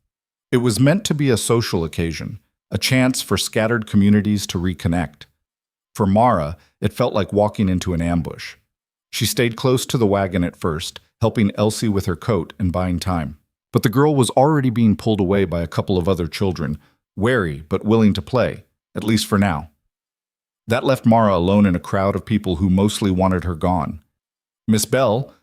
Mara turned to find a woman about her age, plain-faced but kindly, holding a pie. "Yes?" "I'm Sarah Collins, Garrett's wife, the man you helped during the storm." She shifted the pie awkwardly. "I wanted to thank you for saving his life. The doctor said if he'd been out there much longer." "I just did what needed doing." "Maybe, but you didn't have to. You could have let the men handle it, stayed out of the way. But you didn't." Sarah thrust the pie forward. "This is for you. Apple made from our trees. It's not much, but it's lovely. Thank you." The woman nodded, smiled uncertainly, and hurried away as if worried she'd be seen talking too long with the notorious Mara Bell. But it was something, a crack in the wall of hostility.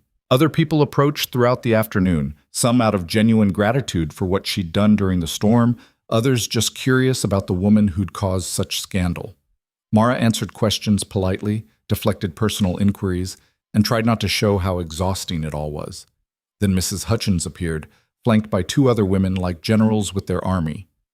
"I see you decided to show your face after all," she said, her voice carrying. Several nearby conversations stopped. "Got tired of hiding at the Ward Ranch?" "I was never hiding, just working." "Is that what they're calling it now?" One of the other women snickered. Mara felt the familiar anger rising, the urge to lash out, to defend herself. But before she could speak, a man's voice cut through the tension. "Mrs. Hutchins, I'd think twice before insulting the woman who saved 3 of my ranch hands." It was Caleb, appearing at Mara's elbow with impeccable timing. His splinted arm was a visible reminder of the storm, of what had happened. "I'm not insulting anyone," Mrs. Hutchins said stiffly. "Just making observations. Observations that happen to malign a woman's character based on assumptions rather than facts? Sounds like gossip to me. And last I checked, that was supposed to be a sin." A few people in the growing crowd murmured agreement. Mrs. Hutchins' face reddened. "I'm not going to stand here and be lectured by a man who brought shame on this entire community." "What shame?" The question came from an unexpected source. The plain woman, Sarah Collins, who'd given Mara the pie. Her voice was quiet but firm. "What shame is there in hiring a cook, in giving someone a job? The arrangement is improper." "Why? Because she's a woman? Because she's not married?" Sarah's voice grew stronger, more confident. "My husband's alive because of Miss Bell. My children still have a father. If that's what comes from improper arrangements, then maybe we need more of them." Another woman spoke up, older, weathered, with work-roughed hands. "My son works at the Bar W. Says Miss Bell runs the best kitchen he's ever seen, treats the men fair, works harder than any of them. That sound shameful to you?" "That's not the point." Mrs. Hutchins tried to regain control of the conversation. "Then what is the point?" This from a man Mara didn't recognize, a rancher by the look of him. "Because from where I stand, you've been spreading poison about a woman you don't know, based on nothing but your own narrow thinking. And frankly, I'm tired of it." The crowd was shifting, Mara realized with shock. Not everyone. Mrs. Hutchins still had her supporters, people whose disapproval ran too deep for facts to touch. But enough people were questioning. Enough were willing to consider that maybe, just maybe, they'd been wrong. Mrs. Hutchins seemed to realize she was losing ground. Her expression hardened, turned vicious. "Fine. You want proof she's not what she pretends to be? Let's see how she handles herself when the stakes are real." She turned to the crowd. "The Spring Festival is in 6 weeks. Biggest event of the year. We always have a cooking competition, judged by the whole community. I say Miss Bell should enter. Let everyone see if she's really as skilled as you all seem to think, or if she's just been coasting on sympathy and men's low standards. It was a trap, and everyone knew it. A way to publicly humiliate Mara when she inevitably failed against women who'd been cooking for frontier communities their entire lives. Women with resources, support, connections, women who weren't universally hated. Mara should have declined, should have recognized the setup and walked away. Instead, she heard herself say, "All right, I'll enter." The crowd erupted in murmurs. Caleb grabbed her arm. "Mara, you don't have to." "Yes, I do." She pulled free gently, keeping her eyes on Mrs. Hutchins. "You want to judge me? Fine. Judge me on something concrete instead of your poisonous imagination. I'll enter your competition, and we'll see who's really been coasting on low standards." Mrs. Hutchins smiled, sharp and triumphant. "Excellent. I look forward to it. Of course, entries must be original recipes, nothing you've made before, and judges will be selected from the community, neutral parties." "Fair enough." They shook hands, the grip too tight on both sides, and the crowd slowly dispersed. Mara stood there feeling like she'd just signed her own execution warrant, her heart hammering against her ribs. What had she done? The ride home was quiet. Elsie had fallen asleep against Mara's shoulder, exhausted from playing with the other children. Caleb drove in silence, his face unreadable in the fading light. Finally, he spoke. "You know that was a mistake, right? Accepting her challenge? Probably. She's going to stack everything against you. Corrupt judges, impossible standards, whatever it takes to make you fail publicly." "I know." "Then why did you agree?" Mara watched the landscape roll past, brown grass and scattered snow, the mountains dark against the horizon. "Because I'm tired of being judged without evidence, Tired of people deciding who I am without ever giving me a chance to show them. At least this way, I get to fail or succeed on my own merits. And if you fail, then I fail. But I'll have tried. That's more than I can say about most of my life. Caleb was quiet for a long moment. Then, you won't be alone in this. Whatever you need, ingredients, equipment, help, you've got it. The whole ranch will back you. This isn't the ranch's fight. Yes, it is. Like it or not, Mara, you're part of this place now. Part of us. That means when you fight, we fight with you. The words settled over her, heavy with implications she wasn't ready to examine. Part of this place. Part of us. When had that happened? When had she stopped being just the hired cook and become something more? When you stopped trying to stay distant, a voice in her head whispered. When you let yourself care about Elsie, about the men, about whether this place succeeded or failed. When you chose to stay after you could have left. I don't know if I can win, she said quietly. I'm good at what I do, but these women, they've been cooking for their communities their whole lives. They know what people here like, what ingredients work in this climate, what presentation impresses judges. I'm an outsider trying to compete on their territory. So don't compete on their terms. Do what you do best. Cook with everything you've got, no holding back. Show them something they've never seen before. That's easy to say. Doesn't make it wrong. They arrived at the ranch after dark, the buildings lit by lamplight and looking almost cozy against the cold night. Marcus came out to help with the horses, and several other hands appeared to see how the trip had gone.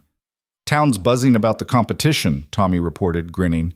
I went to the saloon while you were at the meeting. Everyone's talking about it. Some folks think you're crazy for accepting, but a lot of people are rooting for you, especially after what you did during the storm. Great, more pressure. You'll do fine, Miss Bell. I've tasted your cooking. These town ladies don't stand a chance. Mara wished she had his confidence. Instead, she helped get Elsie to bed, cleaned up the kitchen on autopilot, and finally collapsed in her room feeling like she'd aged 10 years in one day. She'd committed herself now. No backing out. No changing her mind. In 6 weeks, she'd stand in front of the entire community and either prove herself or confirm every awful thing they'd ever thought about her. The smart move would be to run, pack her things, take Caleb's offer of stage fare, and disappear before the competition, before the inevitable humiliation. But Mara Bell had never been particularly smart, and she was tired, so tired, of running. The next morning, she woke before dawn as usual and started planning, not just for daily meals, but for the competition. She'd need to test recipes, source special ingredients, figure out what would impress judges who already wanted her to fail. She was deep in thought, scribbling notes, when Elsie appeared in the kitchen doorway. You're really going to do it? Compete. Looks like it. Mrs. Hutchins is mean. She's going to try to sabotage you. Probably. But you're going to win anyway. It wasn't a question, just a statement of fact delivered with the absolute certainty only children possess. I'm going to try. That's all anyone can do. Elsie moved closer, studying Mara's notes. What are you making? I don't know yet. That's the problem. I've got 6 weeks to develop something original, something that'll stand out. But everything I know how to make is practical food, feeding factory workers and ranch hands, not impressing judges at a fancy competition. So make practical food fancy. Make something that tastes like home but looks like art. Out of the mouths of children, Mara thought again. It was actually good advice. She didn't need to reinvent herself or try to be something she wasn't. She just needed to elevate what she already did well. You're a smart kid, you know that? Elsie beamed. I know. Now make breakfast. I'm starving. Over the next weeks, Mara threw herself into preparation with single-minded intensity. She tested recipes between regular meals, using the ranch hands as guinea pigs for various attempts at fancy versions of simple foods. Some experiments were disasters. An overly ambitious beef Wellington that emerged raw in the center, a sauce that curdled despite her best efforts. But others worked, sometimes brilliantly. The men endured her experimental cooking with good humor, offering honest feedback that was more helpful than polite lies would have been. Too salty, Marcus would say, or texture's weird. Danny tried everything enthusiastically, even the failures, and declared everything amazing even when it clearly wasn't. Tommy was the most useful critic. He'd traveled more than the others, eaten in nicer establishments, and could articulate what worked and what didn't. "This is good," he'd say, "but it needs something to cut the richness. Maybe something acidic?" Caleb mostly stayed out of the kitchen during this process, respecting Mara's space, but she'd catch him watching sometimes, his expression thoughtful, and once he quietly left a catalog from a Denver mercantile on the table. Circled items included exotic spices and specialty ingredients that could be ordered by mail. She didn't thank him, but she did order several items. That was acknowledgement enough. As the competition drew closer, Mara finalized her menu. 3 dishes, an appetizer, main course, and dessert. Each one rooted in the practical cooking she knew best, but elevated with technique and presentation that would hopefully impress even hostile judges. For the appetizer, she'd make individual beef hand pies with a flaky crust so delicate it shattered at the first bite, filled with meat braised until it fell apart and vegetables roasted until their sugars caramelized. Simple frontier food, but executed perfectly. The main course would be her interpretation of ranch stew, but instead of a pot of undifferentiated meat and vegetables, she'd present it as layered components. Tender short ribs that had braised for hours, root vegetables roasted separately to maintain their texture, a rich sauce reduced until it coated the back of a spoon. The same flavors as regular stew, but refined. And for dessert, something that spoke to what she'd learned about this harsh landscape. A honey cake made with local wildflower honey. Elsie had shown her where to find, topped with preserved berries from the ranch's summer harvest, and a cream that had been beaten until it was lighter than air. Nothing revolutionary, just honest food, cooked with skill and care. 2 days before the competition, Mara did a full test run of all 3 dishes. She worked from dawn until late afternoon, timing each component precisely, adjusting seasoning, perfecting presentation. When she was done, she called in the ranch hands to taste and judge. They ate in unusual silence, taking their time, really paying attention. Even Garrett, who usually inhaled food without comment, chewed slowly and thoughtfully. Finally, Marcus spoke. "If you don't win with this, the judges are blind and stupid. Or corrupt," Danny added darkly. "Which they might be." "Doesn't matter." Tommy wiped his plate with bread, not wanting to waste a drop of sauce. "Even if they don't give you the prize, everyone who tastes this will know you deserved it. That's almost better." "Almost doesn't pay bills or change minds." "No, but it plants seeds, and sometimes that's enough." That night, Mara packed her ingredients carefully, double-checking everything. She'd borrowed crates from the barn, lined them with clean cloth, organized everything she'd need. The competition rules allowed participants to bring their own ingredients, but required them to use the community kitchen. No bringing pre-made components. Everything had to be prepared on site, in front of judges and spectators. No tricks, no shortcuts, just skill and nerve. Mara figured she had one of those. The nerve part was still questionable. She was doing a final inventory when Caleb appeared in the kitchen doorway. "Ready?" he asked. "As I'll ever be." "I meant what I said before. Win or lose, you've already proven yourself. To me, to the ranch, to everyone who matters. The people who matter are the ones who'll be judging tomorrow." "No, they're not. The people who matter are right here." He gestured vaguely at the ranch around them. "This place, these men, Elsie. We're the ones who know who you really are. The rest of them are just catching up." Mara felt something tighten in her throat, something that might have been tears if she was the crying type, which she wasn't. "Thank you," she managed, "for everything, for taking a chance on me when you had no reason to, for defending me even when it cost you, for seeing me as more than just the hired help." "You were never just the hired help, Mara, not from the first day." He left before she could respond, which was probably for the best. Because Mara didn't know what to say to that, didn't know how to acknowledge the shift that had happened between them without making it into something she wasn't ready to name. So instead, she finished packing her supplies, checked and rechecked her list, and tried to sleep despite the anxiety churning in her gut. Tomorrow, she'd walk into that town one more time. But this time, she wouldn't be asking for acceptance or approval. She'd be demanding respect, earning it with every perfectly seasoned dish, every flaky crust, every element executed with absolute precision. They wanted to judge her? Fine. Let them judge her at her best. And if they still found her wanting after that, then at least she'd know she'd given them nothing less than everything she had. The morning of the competition, Mara woke to find snow falling. light, delicate flakes that dusted the world in white. Not a storm, just enough to make everything look clean and new. She took it as a sign, though of what, she couldn't say. The community kitchen was already bustling when they arrived at 8. 6 other women had entered the competition, and each had claimed a workspace with the territorial aggression of wolves marking territory. Mrs. Hutchins presided over the largest station near the best stove, her ingredients laid out like a general's battle plan. The other women clustered in groups, whispering and shooting hostile glances at Mara. Only one woman nodded at her, Sarah Collins, who'd given her the pie. It wasn't much, but it was something. The judges sat at a long table at the front of the room.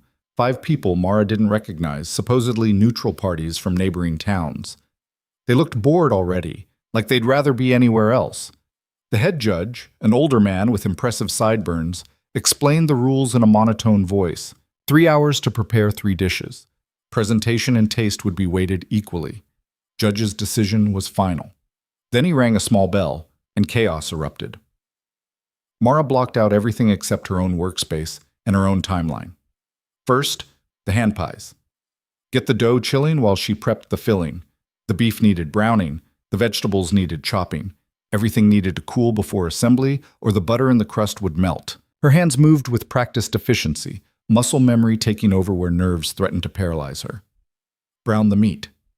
Deglaze the pan. Add aromatics. Let it simmer while you roll the dough. Around her, the other women worked with similar focus, though she caught them watching her, assessing her technique. Mrs. Hutchins, in particular, kept glancing over, her expression calculating. An hour in, Mara had her hand pies assembled and in the oven, the short ribs braising for the main course, and was starting on the dessert components. She was on schedule, maybe even slightly ahead. Her hands had stopped shaking. The familiar rhythm of cooking had steadied her. Then disaster struck. She turned from the stove to find one of the other competitors, a sharp-faced woman in a green dress, standing suspiciously close to Mara's workspace. The woman moved away quickly, but not before Mara noticed the pot of cream she'd been heating for the dessert was now on the floor, spilled everywhere. "Oh no," the woman said, not sounding sorry at all. "I'm so clumsy. I must have bumped into your station." Mara looked at the cream spreading across the floor, at least a quart of it gone, and felt her carefully maintained calm crack. She'd brought exactly what she needed, no extra, no backup. That cream was essential for the dessert. Without it, she'd have to improvise something completely different. "You did that on purpose," Mara said quietly. "I'm sure I don't know what you mean. Accidents happen." The woman smiled, sweet as poison. "Perhaps you should be more careful where you leave things." Several of the judges had noticed the commotion. The head judge frowned. "Is there a problem?" "No problem," the woman said quickly. "Just a small accident. These things happen in busy kitchens." Mara wanted to argue, to call out the sabotage for what it was. But what proof did she have? It would just look like sour grapes, like making excuses before she'd even failed. So she grabbed a rag and cleaned up the spilled cream without a word, her mind already racing through alternatives. She could skip the dessert, focus on making the first 2 courses perfect. Or she could adapt, find a way to make something work with what she had left. The honey cake needed cream to balance the sweetness. Without it, the dessert would be too heavy, too cloying. Unless she changed the presentation entirely, made it lighter somehow, compensated with technique instead of ingredients. She was still trying to figure it out when she felt a tap on her shoulder. Sarah Collins stood there, holding a jar. "I brought extra cream," Sarah said quietly, "in case I needed it. But my dessert uses eggs, not cream, so—" She pressed the jar into Mara's hands. "Use it, please." "I can't. You might need it for something else." "I won't. And even if I did, I'd rather you had it." Sarah glanced at the woman in green, her expression hardening. "Some people here care more about winning than being decent. Don't let them make you like them." She walked away before Mara could thank her properly, leaving Mara standing there with the jar of cream and something burning behind her eyes that definitely wasn't tears. The rest of the cooking passed in a blur. Mara assembled her dishes with shaking hands, plating each component with care despite the time pressure. The hand pies came out perfect, golden brown, flaky, steaming. The short ribs were tender enough to cut with a fork, the sauce glossy and rich. And the honey cake, topped with the cream Sarah had given her, looked almost ethereal with its garnish of preserved berries. Not bad for someone who was supposed to fail. The judges tasted each competitor's dishes in turn, their faces giving nothing away. They made notes, conferred quietly, and maintained the kind of professional neutrality that made it impossible to read their reactions. Mrs. Hutchins had made an elaborate roast with about 15 side dishes, everything perfectly executed in that showy way that screamed, "Trying too hard!" The other competitors had produced similar fare, impressive-looking spreads that probably tasted fine but lacked any real personality. When the judges reached Mara's station, she stepped back and let the food speak for itself. No explanations, no excuses. Just 3 dishes that represented everything she'd learned in her years of feeding people who worked hard and deserved better than slop. The head judge took a bite of the hand pie and paused. Actually paused, his fork halfway to his mouth for a second bite. He chewed thoughtfully, then tried the short ribs. Then the dessert. His expression remained neutral, but Mara saw him glance at the other judges with something that might have been surprise.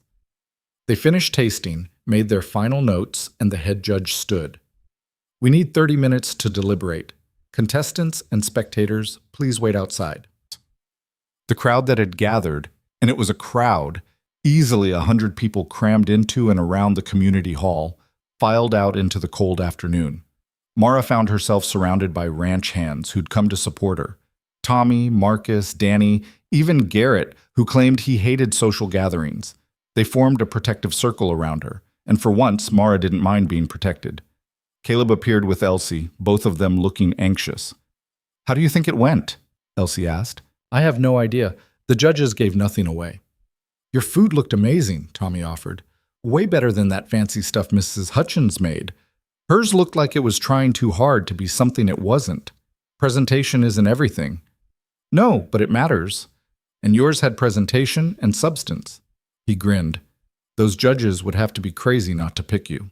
30 minutes felt like 30 hours. Mara stood in the cold, surrounded by people who either supported or despised her, and tried not to think about what came next. If she lost, she'd have to live with the humiliation, with the knowledge that even at her best, she wasn't good enough for this place. If she won, and that was a big if, she'd have to face the backlash from people who'd wanted her to fail. Either way, her life was about to get more complicated. Finally, the doors opened and they were called back inside. The judges sat at their table, expressions grave. The head judge stood and cleared his throat. This was a difficult decision. All the competitors showed skill and dedication. However, one entry stood out not just for technical execution, but for something harder to define: heart, maybe, or honesty. The winner of this year's Spring Festival cooking competition is Mara Bell. For a moment, the room was absolutely silent. Mara stood frozen, not quite believing what she'd heard. Then the ranch hands erupted in cheers. Tommy lifted Elsie onto his shoulders so she could see better, the girl shrieking with joy. Marcus clapped so hard his hands had to hurt. Even stoic Garrett was grinning. But the rest of the crowd's reaction was mixed. Some people clapped politely. Others stood in shocked silence. And more than a few looked angry, like the judges had just overturned the natural order of things. Mrs. Hutchins' face went through several colors before settling on purple. "This is ridiculous. The judging was clearly biased." "The judges were from 3 different towns," the head judge interrupted, his voice sharp. "None of us have any connection to Miss Bell or Coldwater Junction. We judged purely on the quality of the food, and frankly, it wasn't even close. Her dishes had a refinement and clarity that the others lacked." "But she's not even from here. She doesn't belong—" "That's enough, Constance." The speaker was the older woman who'd defended Mara at the last town gathering, her voice carrying authority. "You lost. Accept it with grace or don't accept it at all. But don't insult the judge's integrity just because you didn't get your way." Mrs. Hutchins opened her mouth, closed it, then turned and marched out of the hall with her supporters trailing behind. It would have been satisfying if it wasn't also terrifying. Mara had just made an enemy more powerful than before. But right now, in this moment, with Elsie hugging her waist and the ranch hands celebrating and even some townspeople offering genuine congratulations, Mara let herself feel it. The victory. the validation, the proof that she was exactly as good as she'd always believed herself to be. The prize was a blue ribbon and $50, more money than Mara had seen in one place in years. But more valuable were the conversations that followed. People she'd never met asking about her cooking, where she'd learned, whether she'd consider catering events. A woman from a neighboring ranch wondering if Mara would share her hand pie recipe. Even the owner of the town's only restaurant, looking thoughtful and calculating. By the time they packed up to head home, Mara's head was spinning with possibilities she'd never considered. This competition was supposed to humiliate her. Instead, it had opened doors she hadn't known existed. The ride home was celebration and exhaustion mixed together. Elsie chattered excitedly about every detail, replaying the victory over and over. The ranch hands who'd ridden in to watch were already planning a proper celebration back at the ranch. Even Caleb was smiling, genuine and warm. "You did it," he said quietly as they pulled up to the ranch. "You actually did it. I had help. Sarah's cream, your ingredient catalog, the men testing every disaster I made. That's what community does. They help because they believe in you. You just had to let them." That night, the ranch held an impromptu party in the bunkhouse. Someone produced a fiddle, someone else had whiskey they'd been saving, and the men who usually kept to themselves were laughing and dancing with an abandon Mara had never seen.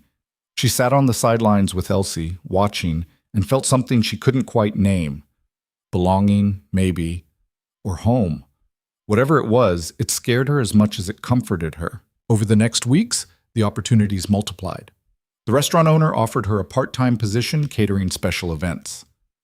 A wealthy rancher's wife wanted her to prepare food for her daughter's wedding. 3 different families asked if she'd teach cooking classes. Mara said yes to all of it. Not because she needed the money, though she did, but because each job was proof that she'd been right, that she had value beyond what people assumed, that her worth wasn't determined by her appearance or her status, but by what she could actually do. She started small, working around her regular ranch duties. A dinner party here, a cooking demonstration there. But word spread quickly, and soon she was being contacted by people from towns she'd never heard of, asking if she'd travel to cook for important occasions. It was Caleb who suggested she make it official. "You're running a business whether you admit it or not," he said one evening after dinner. "Might as well formalize it, give it a name, set real rates, make it something that can grow." "I don't know the first thing about running a business." "So learn, or find someone who does and partner with them." He paused. "I've been thinking, the ranch does well enough, but we could use diversification. What if we formalized your cooking operation as part of the Bar W? You'd have access to our resources, our reputation. In exchange, we'd get a percentage and the prestige of being associated with what you're building." It made sense, business-wise, but it also meant tying herself more permanently to this place, to these people, committing in a way she'd been avoiding for months. "I need to think about it," she said. "Take your time. The offer stands whenever you're ready." But thinking about it just made Mara more confused. Part of her wanted to say yes immediately, to grab onto this chance with both hands and build something real. Another part wanted to run, to protect herself from the inevitable disappointment when things fell apart like they always did. It was Elsie who finally pushed her over the edge. "You're scared again," the girl announced one afternoon while they were making bread, "about committing to Uncle Caleb's offer." "I'm not scared. I'm being practical." "You're being a coward." The words were blunt but not cruel, just honest. "You're scared that if you admit you want to stay, something will happen and you'll lose everything. So you keep one foot out the door, ready to run." It's exactly what you're doing. And I get it. I really do. But Miss Bell, you can't live your whole life ready to run. At some point, you have to choose to stay, even if it's scary, even if you might get hurt. The wisdom in those words, coming from a 9-year-old girl who'd lost both parents, hit Mara harder than any lecture could have. Because Elsie was right. Mara had been running her entire life, from poverty, from bad situations, from anything that threatened to matter too much. And where had it gotten her? Alone. Scared. Living half a life because she was too afraid to risk the whole thing. That night, Mara found Caleb in the barn, checking on a sick horse. "I want to accept your offer," she said without preamble. "The business partnership. I want to do it." He looked up, surprised. "You sure?" Last time we talked, you seemed... I was scared, still am, honestly, but I'm tired of letting fear make my decisions. She took a breath. I want to build something here, something real and lasting, and I can't do that alone. Caleb smiled, slow and genuine. Then let's do it together. They spent the next months building what would become Bell's Frontier Catering, a business that combined Mara's cooking skills with the Bar W's resources and reputation. Caleb handled the business side, negotiating contracts and managing finances. Mara focused on cooking and training, eventually hiring 2 other women who needed work and teaching them her techniques. The business grew faster than either of them expected. Within 6 months, Mara had a waiting list of clients. Within a year, she was employing 5 women and considering expanding to other towns. And somewhere in there, between the business meetings and the late-night planning sessions and the shared victories, Mara and Caleb shifted from partners to something more. It wasn't dramatic or sudden.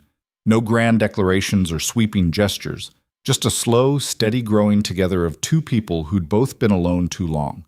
The town took longer to come around, but even that changed gradually. Mrs. Hutchins never forgave Mara, but her influence waned as more people saw the good Mara was doing, providing jobs, elevating the region's reputation, proving that women could build empires if given the chance. 2 years after that first competition, Mara stood in the new commercial kitchen she'd built on Bar W land, watching her employees prepare food for 3 different events. Elsie, now 11, was learning the business side, already showing the same fierce intelligence her mother had apparently possessed. Caleb appeared in the doorway, and Mara felt the now familiar warmth that came with seeing him. They'd made it official 6 months ago. Not marriage, which neither of them particularly wanted, but a partnership that was legally recognized and practically unbreakable. "You did it," he said, echoing his words from that long-ago competition day. "Built something from nothing." Not from nothing. From stubbornness and desperation and a lot of help. "Still, it's impressive." He moved closer, and Mara let herself lean into him, let herself accept the comfort of another person without fear of what it meant. "Your mother would be proud." Mara thought about the woman she barely remembered, who died when Mara was 6 and left her with nothing but a stubborn refusal to be broken. Would she be proud? Or would she be shocked that her daughter had found something more than mere survival? "Maybe," Mara said, "or maybe she'd say I was being stupid, putting down roots when you never know when you'll need to run." "Roots aren't a trap. They're what let you grow." Caleb kissed the top of her head, casual and affectionate. "Besides, where would you run to? You've made this place yours, these people yours. Can't imagine you anywhere else now." He was right. Somewhere along the way, between the storm and the competition and the 1,000 small choices to stay instead of leave, this place had become home. The ranch, the business, the people, they were hers in a way nothing had ever been before. It should have terrified her. Instead, it felt like coming up for air after years underwater. That evening, after the work was done and the employees had left, Mara walked out to the edge of the ranch property and looked back at what she'd built. The main house with smoke rising from its chimney, the barn and outbuildings all repaired and expanded, the new commercial kitchen, already too small for the business that kept growing, the people moving between buildings, living their lives, building their own futures in the space Mara had helped create. She'd come here 3 years ago with nothing but a battered trunk and a desperate need to survive. She'd been rejected, mocked, tested, and nearly broken. But she'd refused to give up, refused to be less than she was just to make other people comfortable. And now? Now she had a business, a family, a place in the world that was entirely her own making. The girl who'd said no to marriage in front of the whole town would probably be shocked at how things had turned out. Mara had never wanted rescue or redemption. She just wanted the chance to prove she was worth more than people assumed. But in proving that, she'd found something better than rescue. She'd found belonging, purpose. People who saw her, really saw her, and valued what they found. Elsie appeared beside her, having snuck out despite the cold. "What are you doing out here?" Mara asked. "Same as you, thinking." The girl took Mara's hand, easy and natural. "You know what I realized today?" "What?" "You never did get married like Mrs. Hutchins wanted. You built all this without needing a man to rescue you or make you respectable." Elsie grinned. "That probably makes her even madder than losing the competition." Mara laughed, genuine and surprised. Probably. Good. She deserves to be mad. You proved her wrong about everything. Elsie squeezed Mara's hand. I want to be like you when I grow up. Strong enough to say no to things I don't want, even when everyone thinks I should say yes. The words hit Mara in the chest, warm and overwhelming. To be someone's example, someone's inspiration, it was more than she'd ever thought she deserved. You're already like that, Mara said softly. You've always been brave, you just needed someone to tell you it was okay. They stood there together as the sun set, painting the sky in shades of gold and pink and deep blue. The wind was cold but not cruel, carrying the scent of snow and wood smoke and the kind of possibilities that came with spring despite the winter that still held the land. 3 years ago, Mara Bell had arrived in Coldwater Junction expecting nothing more than a job and a place to sleep. She'd been broken down by life, hardened by disappointment, convinced that survival was the best she could hope for. But she'd been wrong, because survival wasn't the destination. It was just the beginning. The real journey was learning to live, to build, to claim space in a world that hadn't wanted to make room for her. And she'd done it. Not perfectly, not smoothly, but completely. She'd taken every setback, every insult, every attempt to break her and turned it into fuel. Proof that they were wrong about her. Proof that she was exactly as capable and valuable as she'd always known herself to be. The town that had rejected her now competed for her services. The people who'd mocked her now sent their daughters to learn from her. The woman who'd tried to destroy her reputation had been eclipsed by the empire Mara had built with nothing but skill, determination, and the refusal to accept anyone else's limitations. It wasn't the ending Mara had imagined for herself, but it was better than anything she'd dared to hope for. And as she walked back toward the house with Elsie chattering beside her and Caleb waiting on the porch, Mara allowed herself to feel something she'd denied herself for too long. Pride.